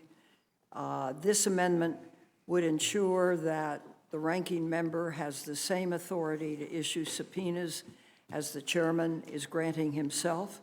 It also ensures that the committee can obtain information about the decisions made in the Michael Flynn and Roger Stone cases.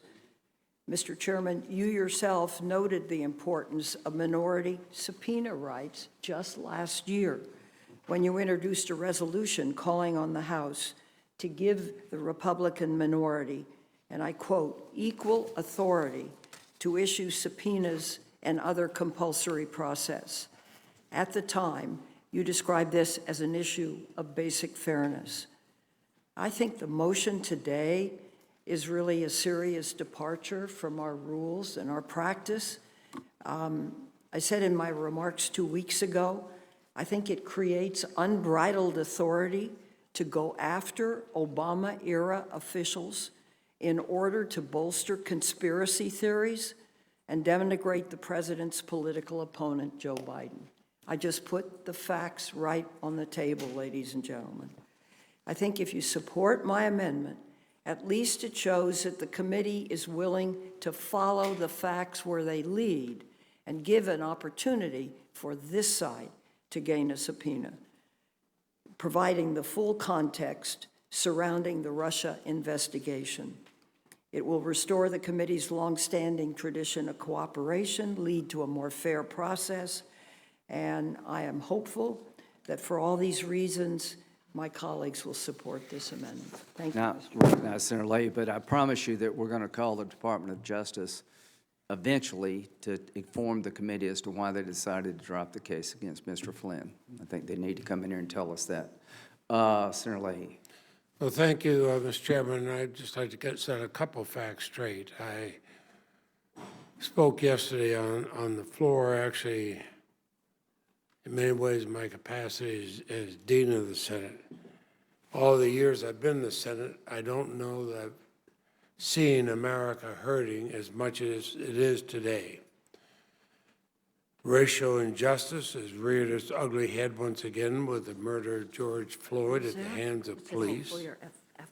On Monday, our military joined federal officers who used rubber bullets, smoke, and tear gas agents to forcefully clear hundreds, if not thousands, of Americans exercising their First Amendment rights next to the White House so that the president could briefly pose for a photo op. The unrest comes on the heels of the Trump administration's inept response to a global pandemic that's taken the lives of more than 100,000 Americans. Our country is sinking to new, once unimaginable lows, seemingly every day. Yet this committee has had little to say about any of that. No legislation on either the pandemic or police reform is before us today.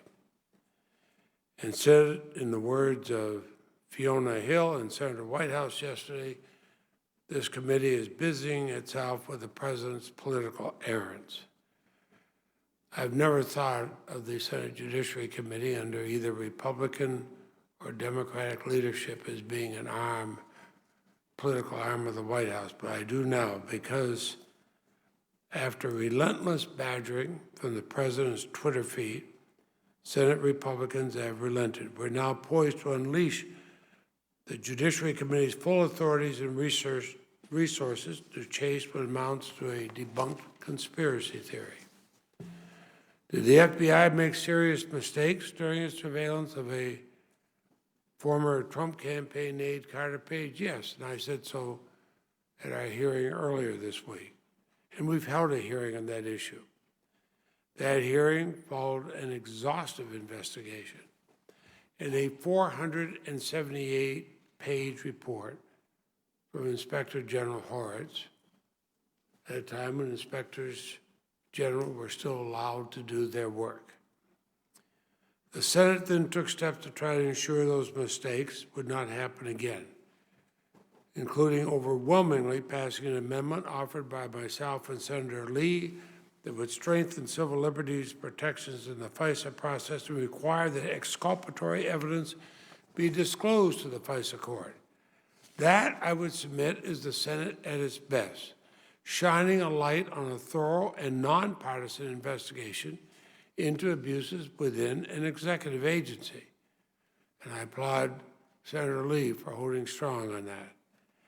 And then crafting and advancing bipartisan legislation to try to ensure such abuses never happen again. That's the Senate that I joined when I first came here. That's the Senate I believe in. That's the Senate at its finest.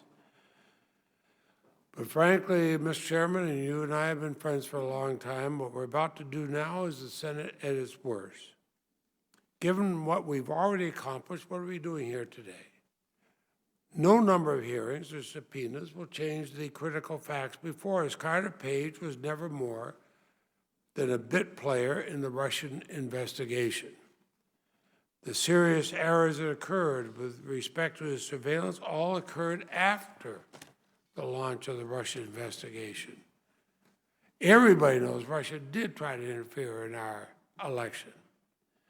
But those errors, Carter Page errors, had nothing to do with Russia's multifaceted attack on our democracy. Nothing to do with the fact that the special counsel found that Trump campaign officials welcomed Russia's criminal intervention and attempted to exploit it, and nothing to do with the fact that members of the Trump campaign then lied to the American people, lied to Congress, lied to the FBI, even lied to Vice President Pence about their contacts and communications with Russia during this time. As I said yesterday, the notion that the special counsel's investigation was not properly predicated, was not worthwhile, is simply outrageous. And pretending otherwise serves Putin's interests more than it does Americans. Now, refer to something that the chairman has said different times.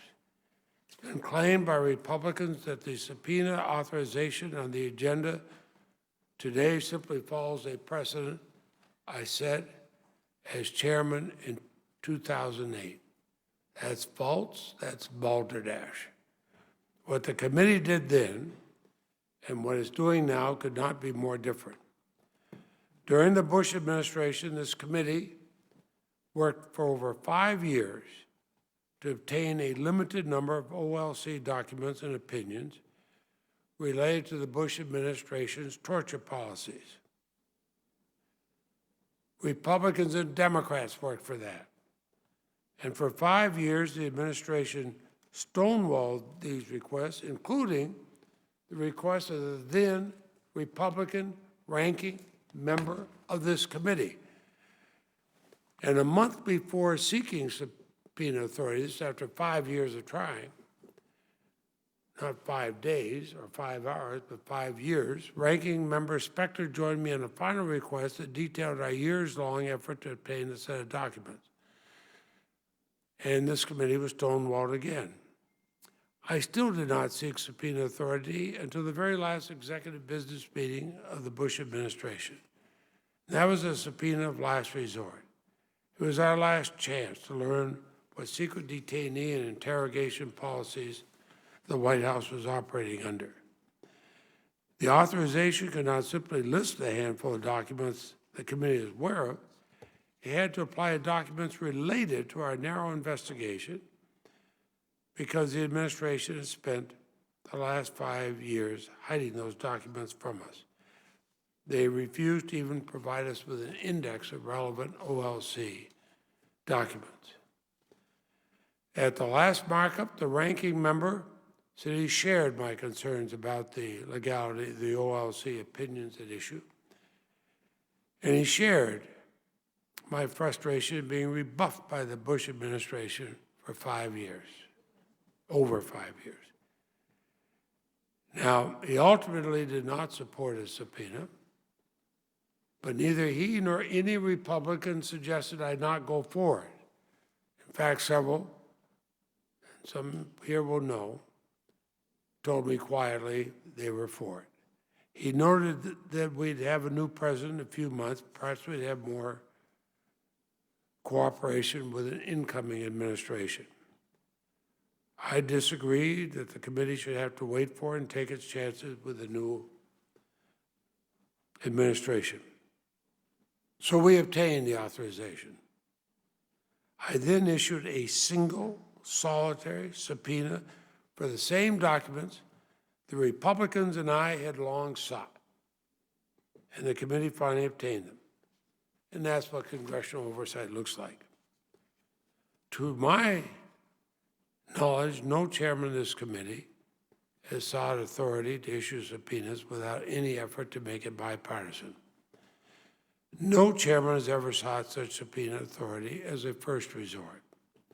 No chairman has sought a limitless authorization to subpoena what could be, and I understand the chairman has talked about some limitations, but could be literally hundreds of individuals and literally millions of pages of documents.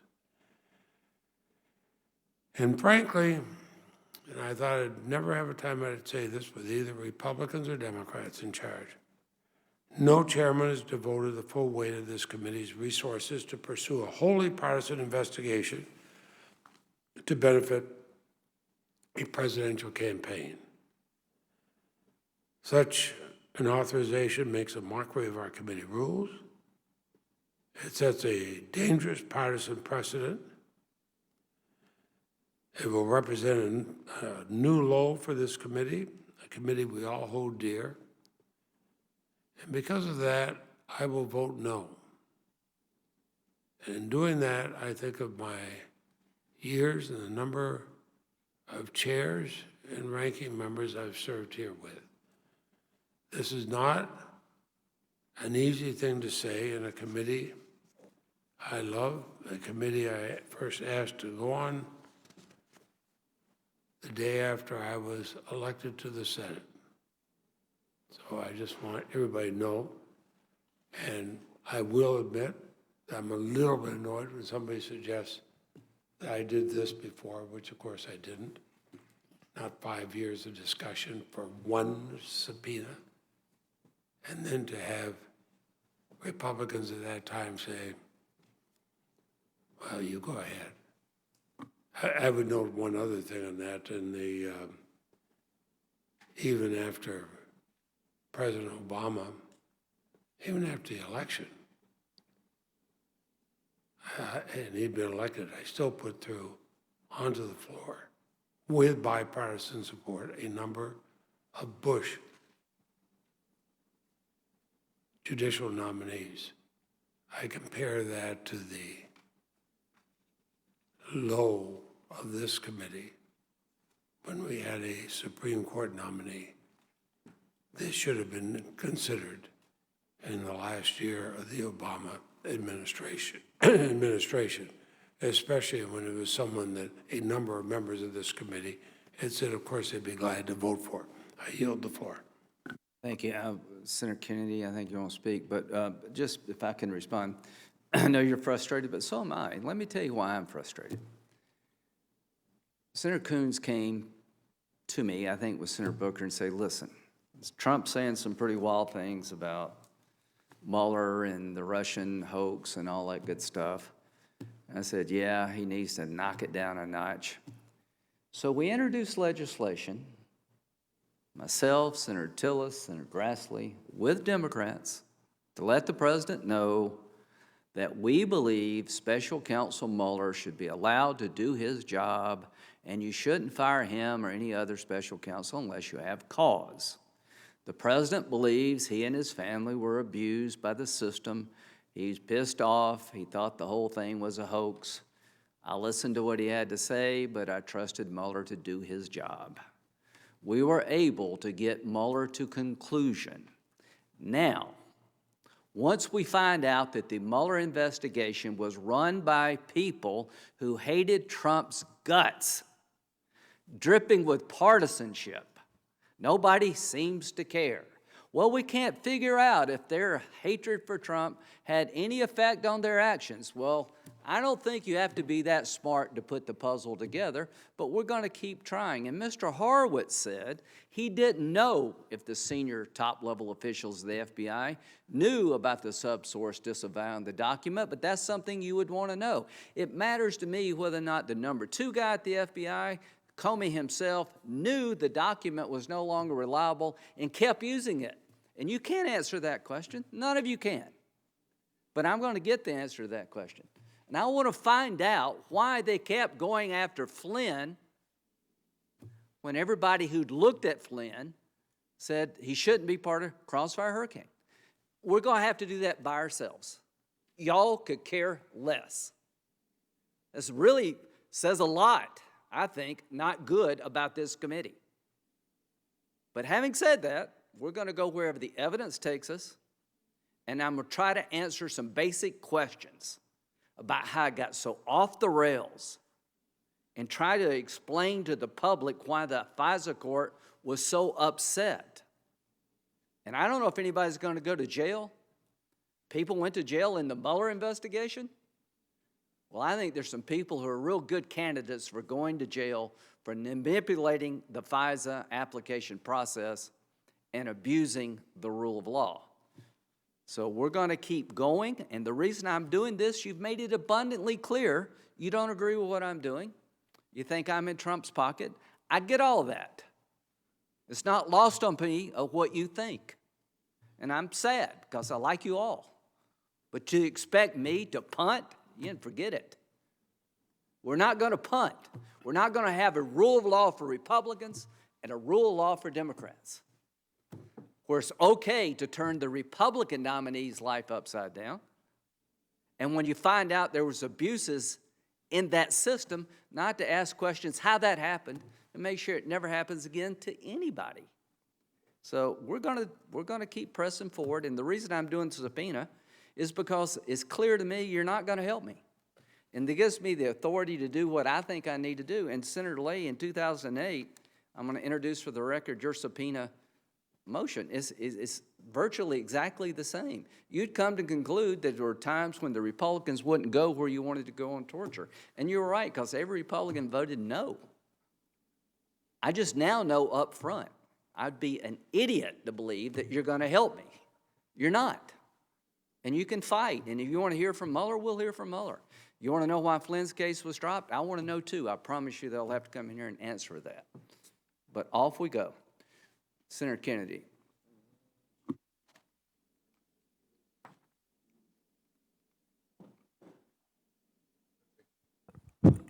Thank you, Mr. Chairman.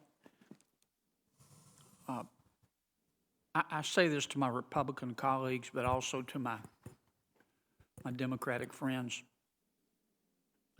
We've all read the Horowitz report. Something's clearly wrong with respect to the FISA warrant process.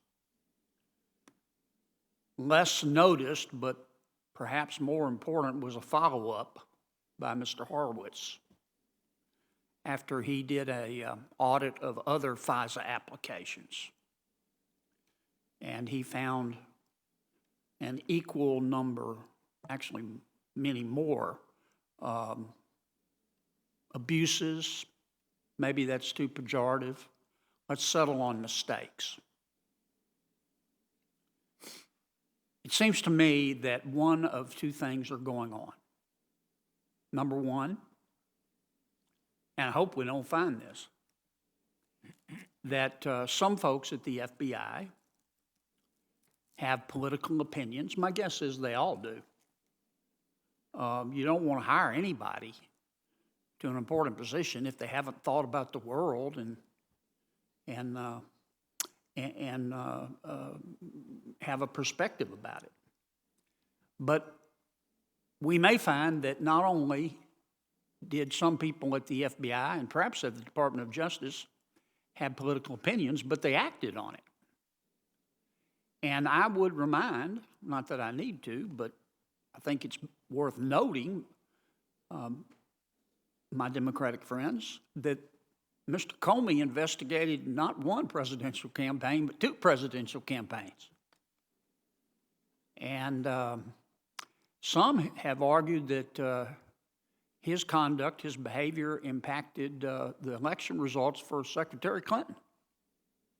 I wouldn't mind knowing about that either. So one possibility is bias and action upon that bias. The other possibility is arrogance. I don't think I've been here. I think I've been here a shorter period of time than anybody.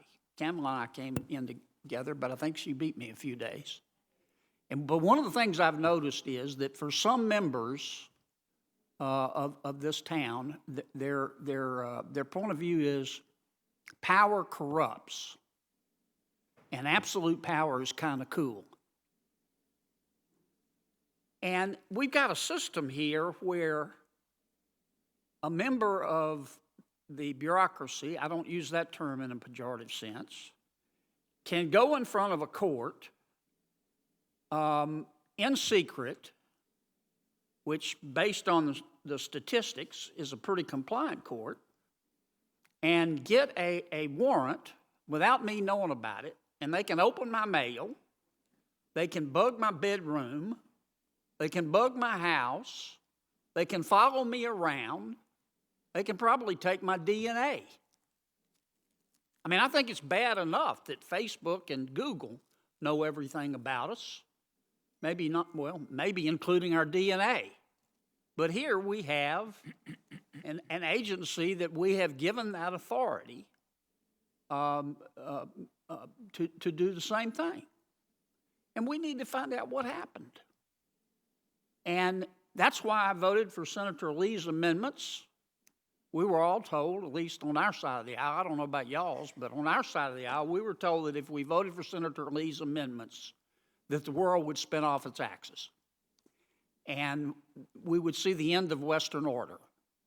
Well, that didn't happen, and I like his amendments and the others who offered them, and I'm hoping we get that worked out. But it's not enough.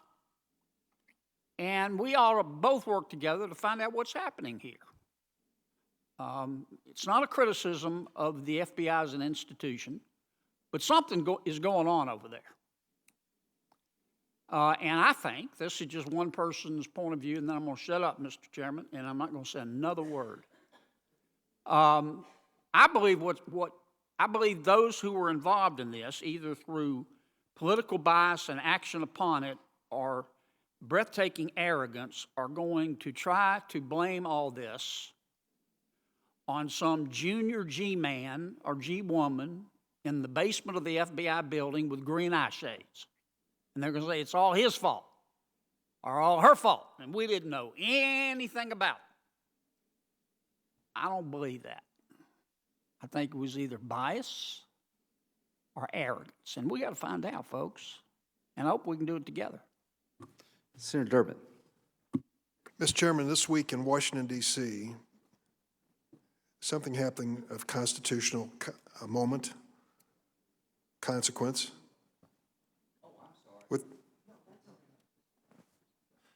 Within the jurisdiction of this committee. The President of the United States of America suggested federal militarization of law enforcement in the United States. This is not a minor suggestion. It's serious business. To think that federal troops would move into our cities and take control of law enforcement. This is a matter that we ought to be very concerned about. To the point where, if you followed it, the Secretary of Defense apparently nodded in favor of the President's position and then yesterday reversed himself.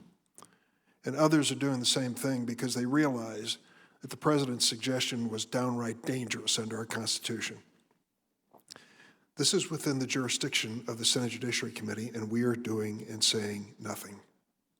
Nothing. Instead, we are reflecting on a report released by Mr. Mueller more than 1 year ago.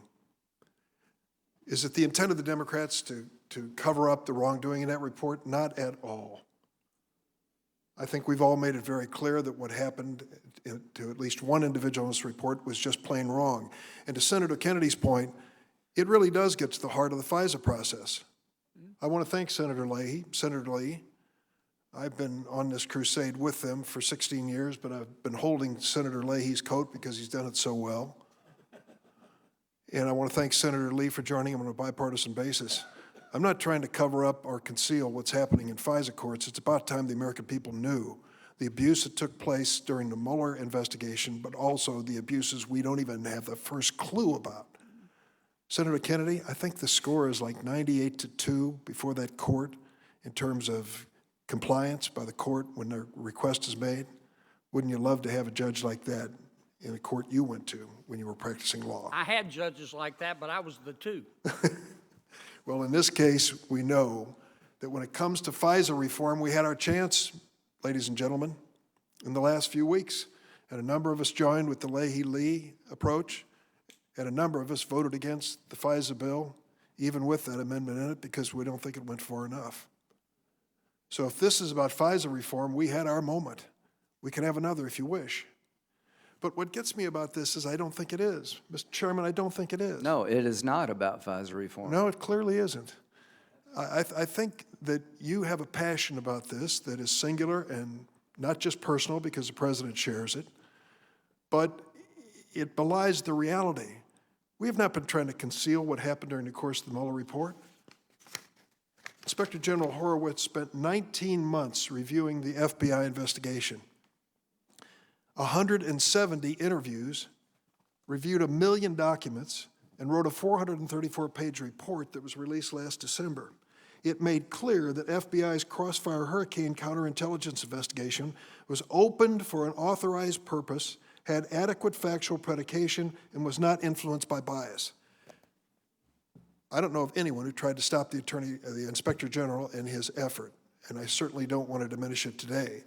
But to say that the Democrats are turning a blind eye to the shortcomings of the Mueller report is just plain wrong. It's just plain wrong. It doesn't reflect reality. But instead, Mr. Chairman, what troubles me and why I support the motion, I'm afraid ill-fated motion by Senator Feinstein, is we're about to do something in this committee that is painful. Senator Leahy has explained what happened years ago on the torture issue, and you remember through our mutual friend John McCain what this Senate went through in those days. It was a rare moment, and the battle went on for years and years and years. And yet what we're being asked to do today is to give authority to this chairman that really is going to put an official end to the bipartisan comedy which has been part of this committee forever. That is unfortunate. And the list of 53, how do we happen to have the campaign manager for Joe Biden's presidential campaign on that list? I'm afraid it's very obvious. This is about a president who just can't get over it, maybe he never will, and by a chairman who wants him to have another day to make his point about how he was mistreated.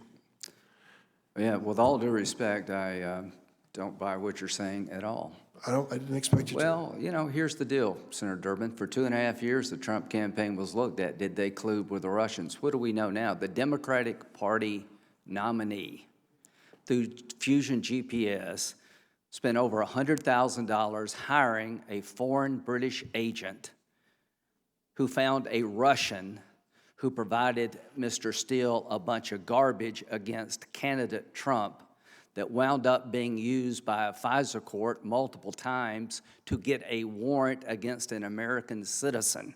Mr. Chairman, that is your theory. No, that's a fact. You're entitled to your theory. These are facts. When you stepped out yesterday, These are when facts. you stepped out yesterday, Mr. Rosenstein was asked twice whether the Steele dossier, which raises the blood pressure of Republicans by 40 points every time the name's mentioned, had nothing to do with the conclusion of the Mueller report. The substance of the would Mueller you please, report. you know, with all due respect, Senator Durbin, the dossier was the key document to get a warrant, without which there would be no warrant. If you don't believe me, ask Mr. Horowitz. And the net result of it was with no impact on the... You're trying to change the topic. Here's the topic. Is Senator Kennedy right?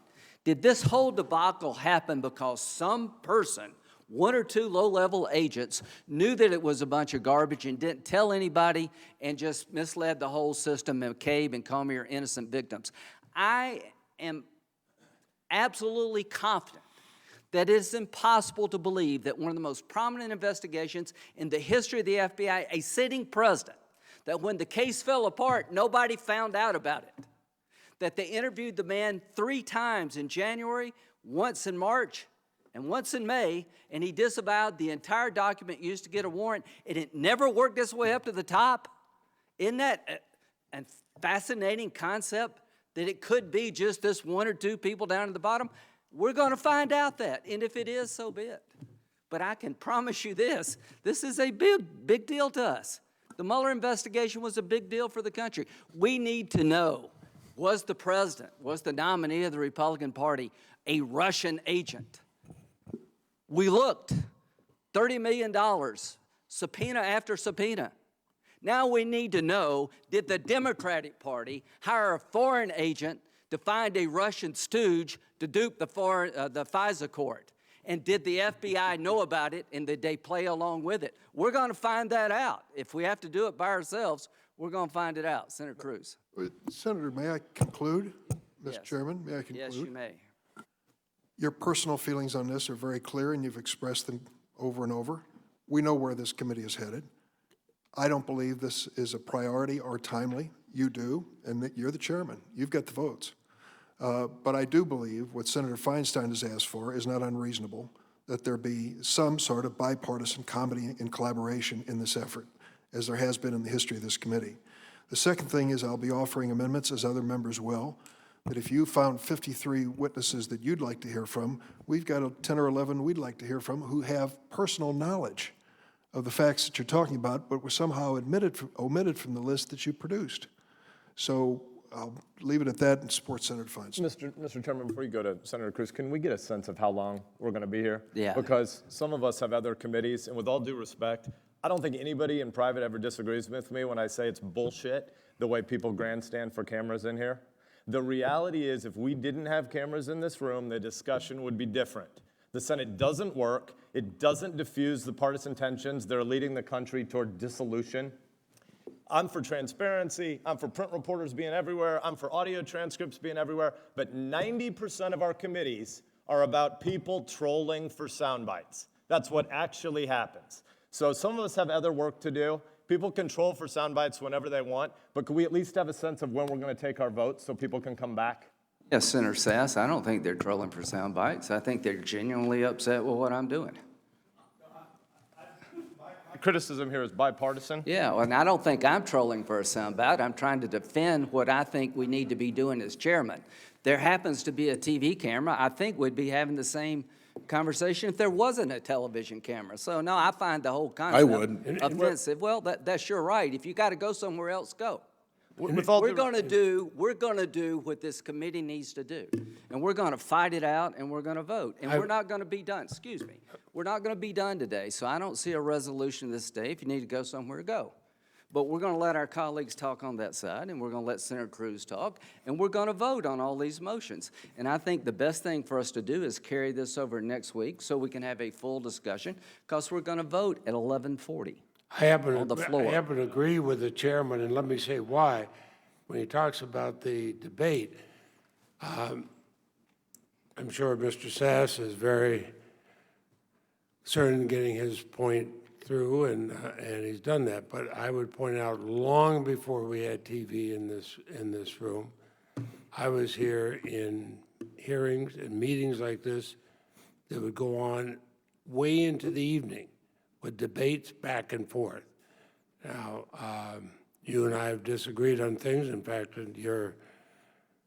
well, I will not go into my religion and what I thought was an attack on my religion once in this committee, but we would have debates that would go on well into the evening, and there is no radio, there's no TV, there's just somebody taking the notes. There may have been some print press, and at the end, we were a better committee and a better Senate for it. I'm for debate. I don't think we do debate.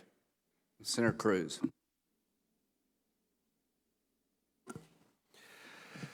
Well, political posturing is not new to the Senate, but even given that, this morning's protestations from the Democratic side of the aisle have been remarkable. The subpoenas at issue here are not about the Mueller report. It's not even about Carter Page or General Flynn. The central question here is about corruption and abuse of power. What has been made public is we now know that the previous administration directed the FBI, the CIA, law enforcement, and intelligence to target their political opposition. This committee has now heard testimony that not only did they authorize wiretaps of a senior advisor to the Trump campaign. Not only did they send in spies wearing a wire to try to monitor their opponents, not only did they intercept phone calls from a three-star general who was the incoming national security advisor to the new president, not only did they fraudulently create evidence, altering emails from the CIA to the FBI. This is the FBI committing a felony of creating fake evidence because the FBI asked the CIA, was Carter Page working with you and helping the CIA? The CIA said yes, and the FBI lawyer fraudulently altered that email and turned yes into no, which if anyone else did that in any court in America, they would be put in jail for a long time for fraud. But we also know that this was not authorized. I think Senator Kennedy's right. There are a lot of people that want to blame this on some low-level lawyer 9 levels down. Here's the problem. We know that this went quite literally all the way to the top. January 5th, 2017. This is after the presidential election. This is after the whole world is shocked that Hillary Clinton didn't win, and oh my goodness, Donald Trump is getting ready to be president. Now, normally on January 5th, at the end of a presidential term, people are packing up and getting ready to leave. But what are they doing in this White House? January 5th, Oval Office meeting, Barack Obama, Joe Biden. And what are they talking about? Surveillance directed at the incoming national security advisor. What do we know now also? Sally Yates, the acting attorney general, was surprised. What do you mean? What are you talking about, Michael Flynn? Well, it turns out James Comey, the FBI director, was directly briefing President Obama. Sally Yates has said she learned about it from Barack Obama. Picture this for a second.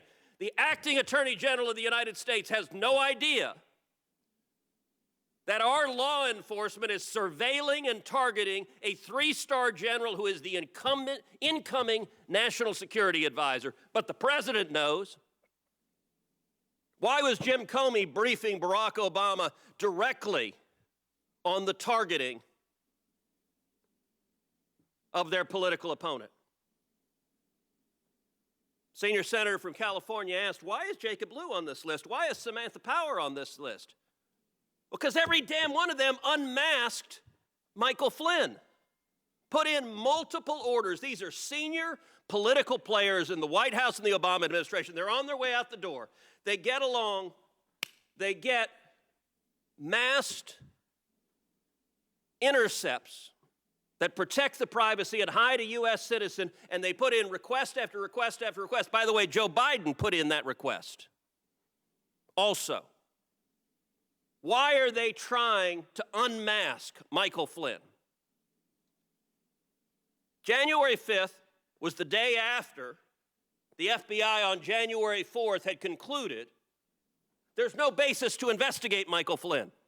We're going to close the case. And by the way, they didn't just say it. They prepared the report saying, we're closing the case because there's no evidence here. Because we interviewed everyone, and there's no derogatory evidence. There's no basis to be targeting this guy, who is the incoming national security advisor for the president.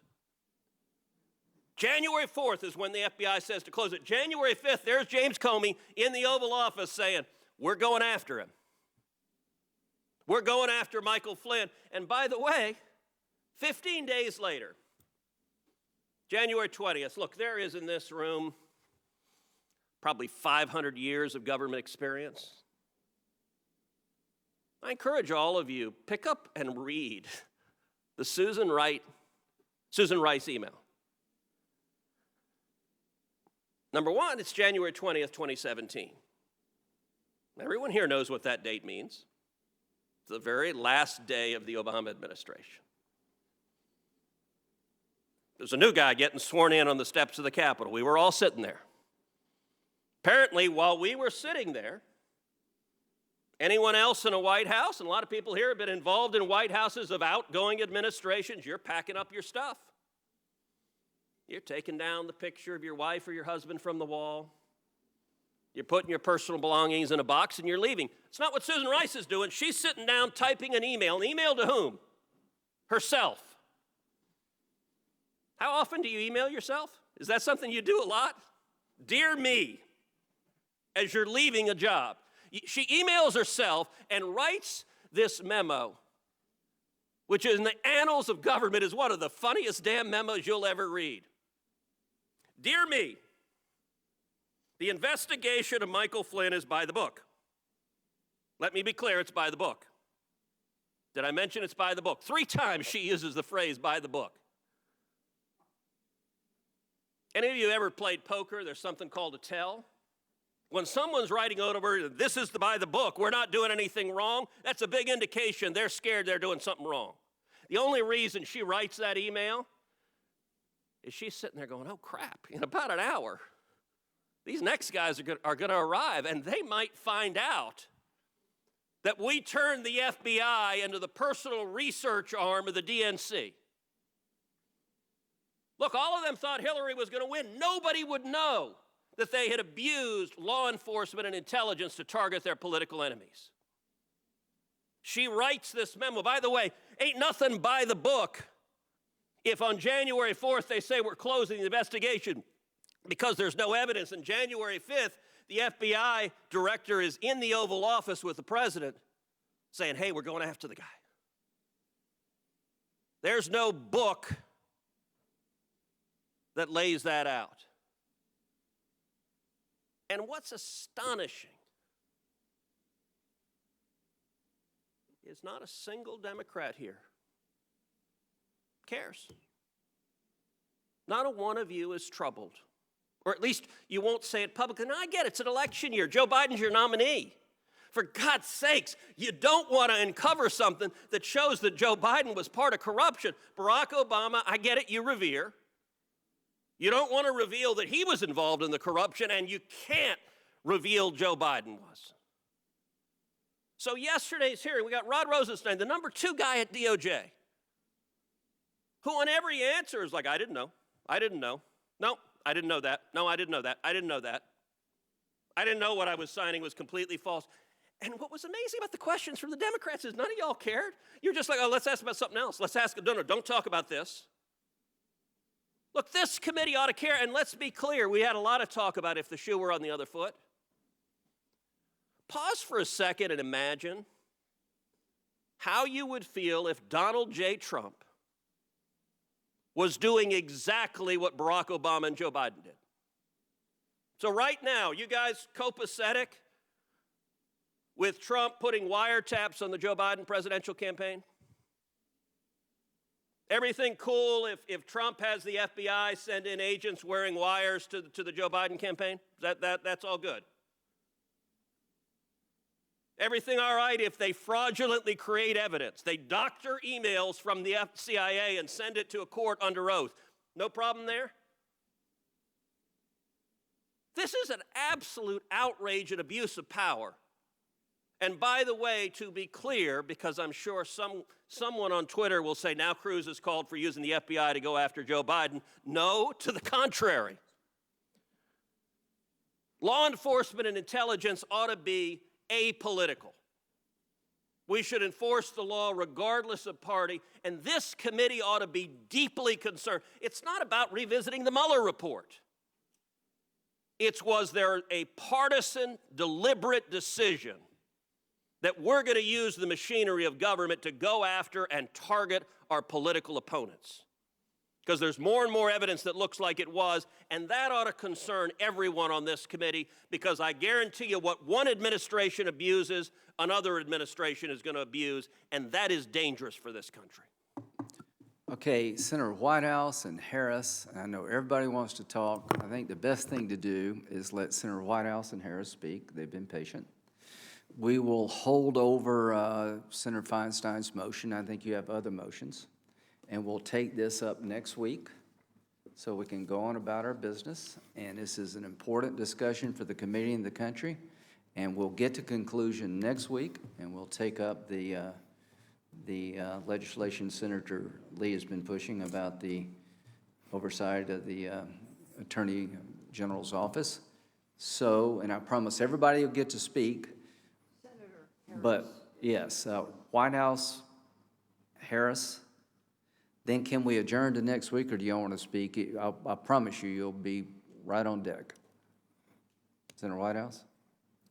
I'm about to speak, so I'm good. Okay. All right. Well, start speaking. Okay. First, Chairman, thank you for the way you're handling this discussion. I think that that is actually consistent with the best traditions of the committee, and I appreciate it. I think you know, and I think everybody in the room knows, of my affection and admiration for you, and I have considerable affection or admiration, or both, for a considerable number of my colleagues on the Republican side of this committee. I do think that there are legitimate questions that need to be asked and answered. I also think that we are on the precipice of falling into a political errand. And which way we choose to go in this committee is going to have huge ramifications in the future. As we go forward, it is impossible for me to consider this unique exercise of committee oversight without considering the background of no committee oversight on many other important questions. I went through yesterday 17 Department of Justice witnesses under Rod Rosenstein who refused to or failed to answer a single QFR from any senator on this committee. 17. That's not an oversight. That's a policy.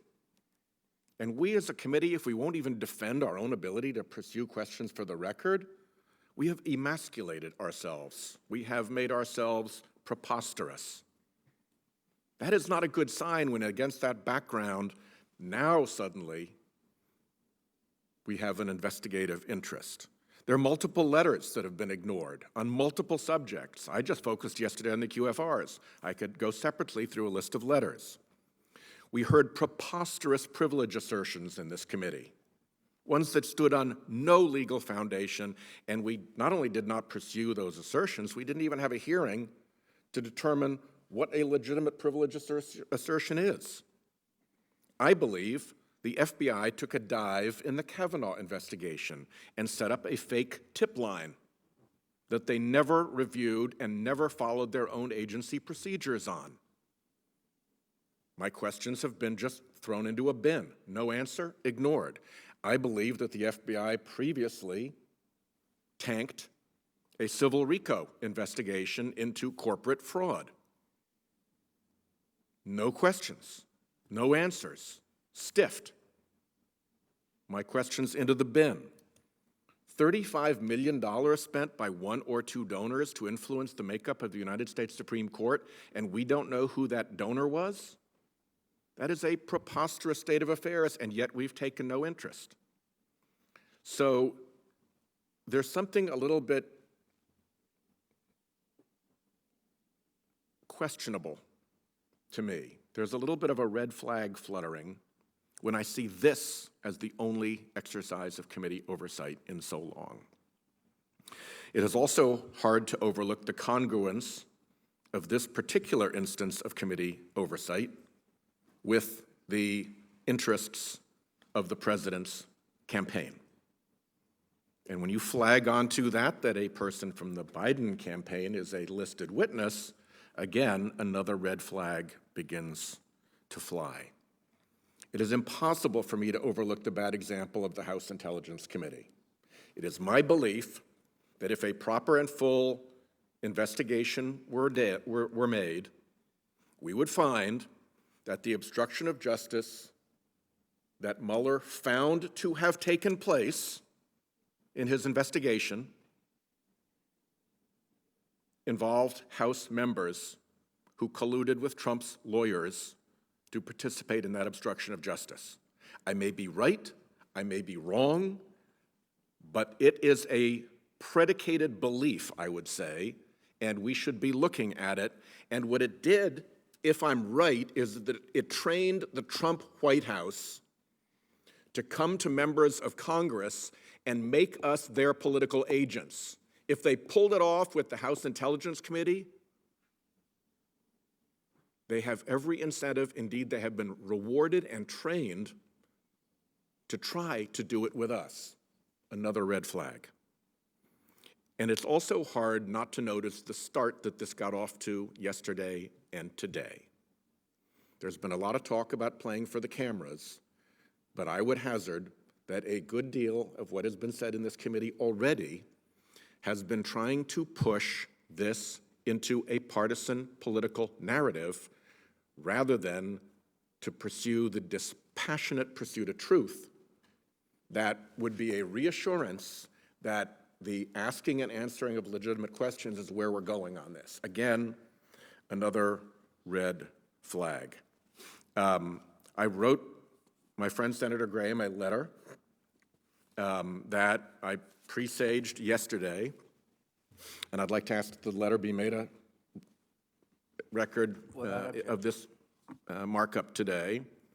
And what I asked for is that there be enforceable assurances, sincere and enforceable assurances that this investigation will not be advised, directed, or controlled by the White House. I think that's reasonable and fair. Also, assurances that this investigation will not be advised, directed, or controlled by the Trump campaign. I think that is reasonable and fair. Assurances that witnesses will not be called or subpoenaed selectively to produce only one side of the story, and in that regard to allow minority witnesses to be called. To see to it that witness interviews and document reviews are both fair and bipartisan. That if you're going to get a look at documents, we get a look at documents. That this is done as a committee and not just as the Republicans on the committee, even if that's the way the vote breaks out. That we assure that document production will be complete and not orchestrated with the White House or the Trump campaign to produce a selective package of documents and not all relevant documents. And finally, that information, when the committee releases it, will not be released selectively and will not be orchestrated with the White House or the Trump campaign. Those, I think, are very fair, sensible, responsible guardrails that should guide whatever inquiry we pursue. And I urge that we consider those as we go forward to make sure that on the precipice between legitimate questions that need to be asked and answered and turning this committee into a political errand runner for the Trump campaign, we stay on the right side, on the fair, bipartisan, asking and answering questions side of that precipice. And if I may make one final factual point, just because it illustrates how narrative building has taken over dispassionate inquiry here. It has been repeatedly mentioned that the Obama administration was surveilling the National Security Advisor, and that is why he was recorded. I believe that the facts of the matter are that our intelligence community was surveilling the Russian ambassador, which it is their job to do. And in their surveillance of the Russian ambassador, guess what? They picked up a call from the president's national security advisor. Everybody here who has done search warrants knows the difference between the target of a search warrant and a person who calls in to a targeted surveillance. If we are misrepresenting that, then we're off to a really bad start as to whether we're trying to ask and answer real questions, or whether we're trying to run a political narrative and a political errand.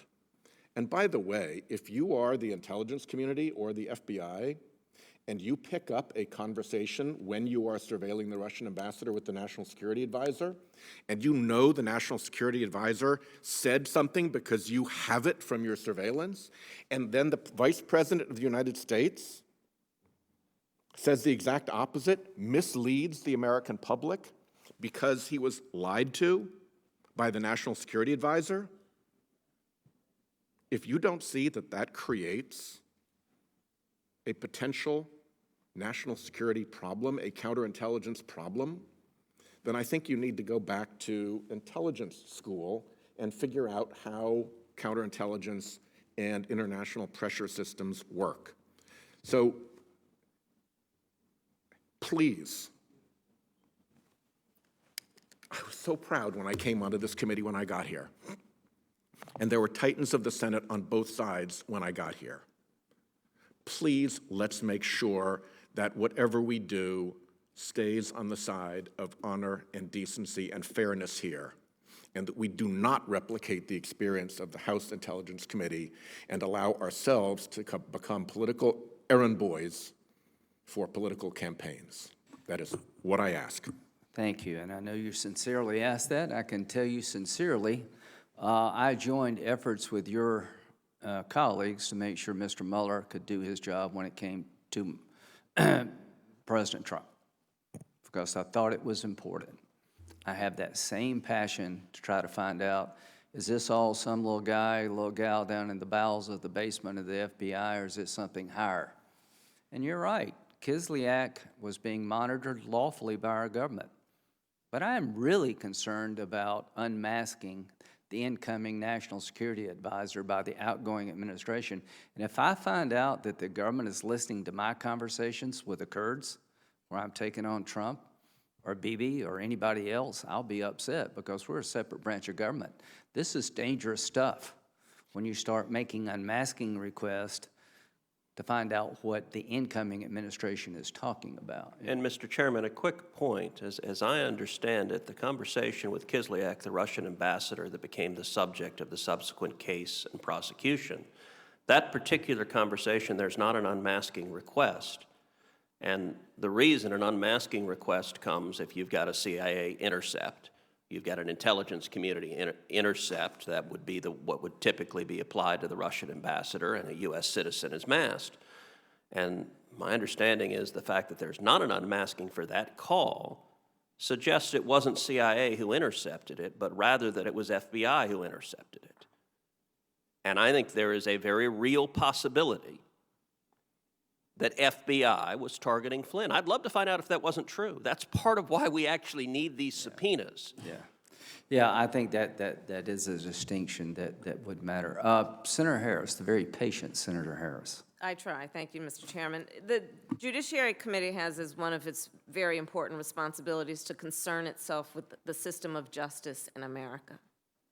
Well, today a man by the name of George Floyd will be honored, his memory will be honored at a funeral. He died because the knee of a police officer was on his neck for over 8 minutes while he pled for his life, called for his late mother, and said he can't breathe. America is raw right now.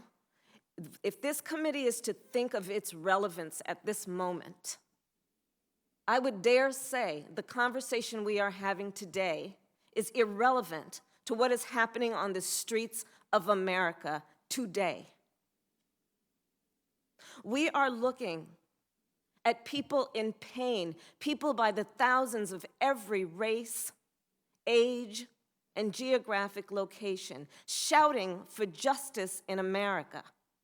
Yet this committee doth protest too much, as Shakespeare might say, on an issue that is not relevant to the people and the pain that America is feeling today. The wounds that we are feeling are deepened by a president of the United States who has fanned the flames of hurt and pain. Civil rights and matters involving law enforcement are this committee's responsibility, this committee alone. And instead of engaging in political partisan games on behalf of this president, what the American people need this committee to do is be relevant to why they are shouting and marching and crying in the streets of our country. They need us to address the real issue of police brutality and implicit bias within law enforcement. They need us to address Donald Trump and Attorney General Barr's assault on our citizens' constitutional rights of free expression and peaceful assembly. They need us to address the disbelief that former Secretary of Defense Jim Mattis expressed in seeing our nation's troops being ordered to, quote, violate the constitutional rights of their fellow citizens. They need us to talk about the lives that have been taken from us. George Floyd, Breonna Taylor, Ahmaud Arbery, Tamir Rice, Sandra Bland, and so many more. This committee meeting today sends a message to millions of Americans that have taken to the streets to protest this violence, that this Judiciary Committee doesn't care. This committee has a duty to confront these issues, Mr. Chairman, and an obligation to address the pain that people are feeling, the suffering they feel. And by shying away from this responsibility, this committee will not only dishonor the body that we serve, but it will dishonor the very memory of those that we should be naming today. And Mr. Chairman, I have in particular an amendment offered by myself and Senator Booker, and it relates to the fact that on Monday, peaceful demonstrators were gathered in front of the White House to protest the murder of George Floyd. They were violently forced out by federal law enforcement. Shortly thereafter, it was reported that Attorney General Barr personally ordered their forceful removal. And obviously, the protection of civil rights and liberties falls squarely within the responsibility of the jurisdiction of this committee. And so I am offering an amendment that this committee not issue any subpoenas under authority of this motion until this committee has conducted a thorough investigation and held a hearing to examine the conduct of Attorney General Barr on June 1st, 2020, when he reportedly ordered federal law enforcement personnel to remove peaceful protesters who were engaged in constitutionally protected activity. Thank you. With the pending business for the committee, Senator Feinstein's motion, I promised Senator Harris and Booker that when we get back, we'll take this up Thursday. We will vote on your amendment. We're going to get the subpoena debate behind us, but I think it's best to carry it over so we can talk, and this is an important issue.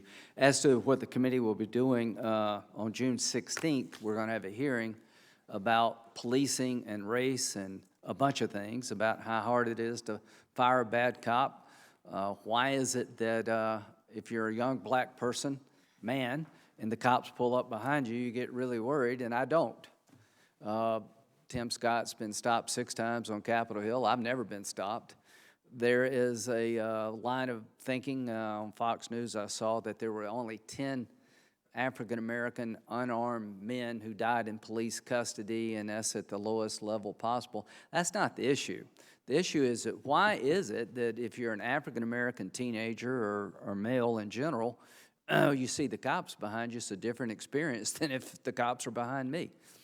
I don't know. I mean, the point is, enough with the conversation. It's got to be had, but got to do something about it. There's got to be better policing methods available to the country than currently exist. I'm willing to spend a lot of money to get the system to engage in better policing. I'm willing to make it easier to fire bad cops who shouldn't be wearing the uniform to begin with. Count me in for solutions. We're going to have the conversation. It's going to start June 16th, but I think this committee has the potential to reinforce things in society that will lead to better policing. And hopefully one day, if you're a young black man and the cops pull up behind you, you'll be wondering if you were going too fast rather than you're going to get beat up. That's the goal. We'll see you next week. Thank you.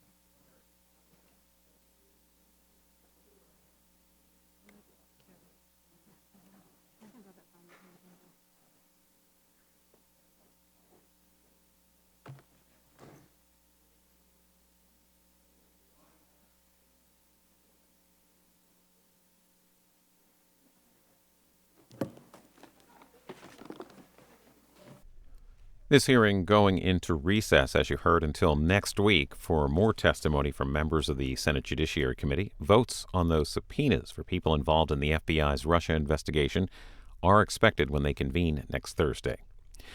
A reminder that this afternoon will bring you a memorial service for George Floyd, the Minneapolis man who died last week while in police custody. The service being held at North Central University in Minneapolis will have live coverage starting at 2 p.m. Eastern here on C-SPAN. Earlier today, Senate Democrats held a moment of silence for George Floyd at Emancipation Hall at the Capitol.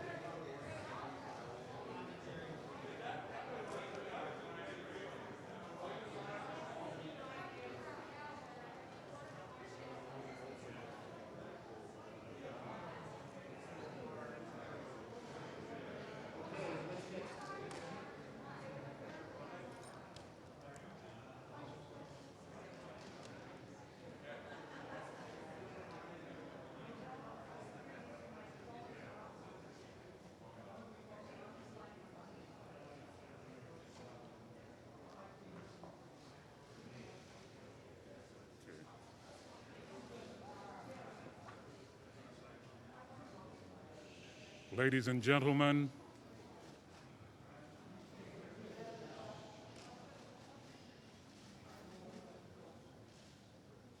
let us pray. Eternal Lord God, who alone spreads out the heavens and rules the raging of the sea,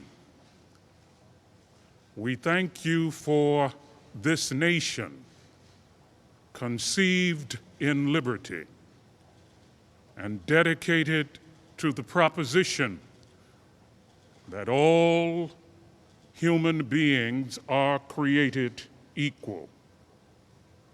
We come today to pay our respects to the memory of George Floyd, Ahmaud Arbery, and Breonna Taylor.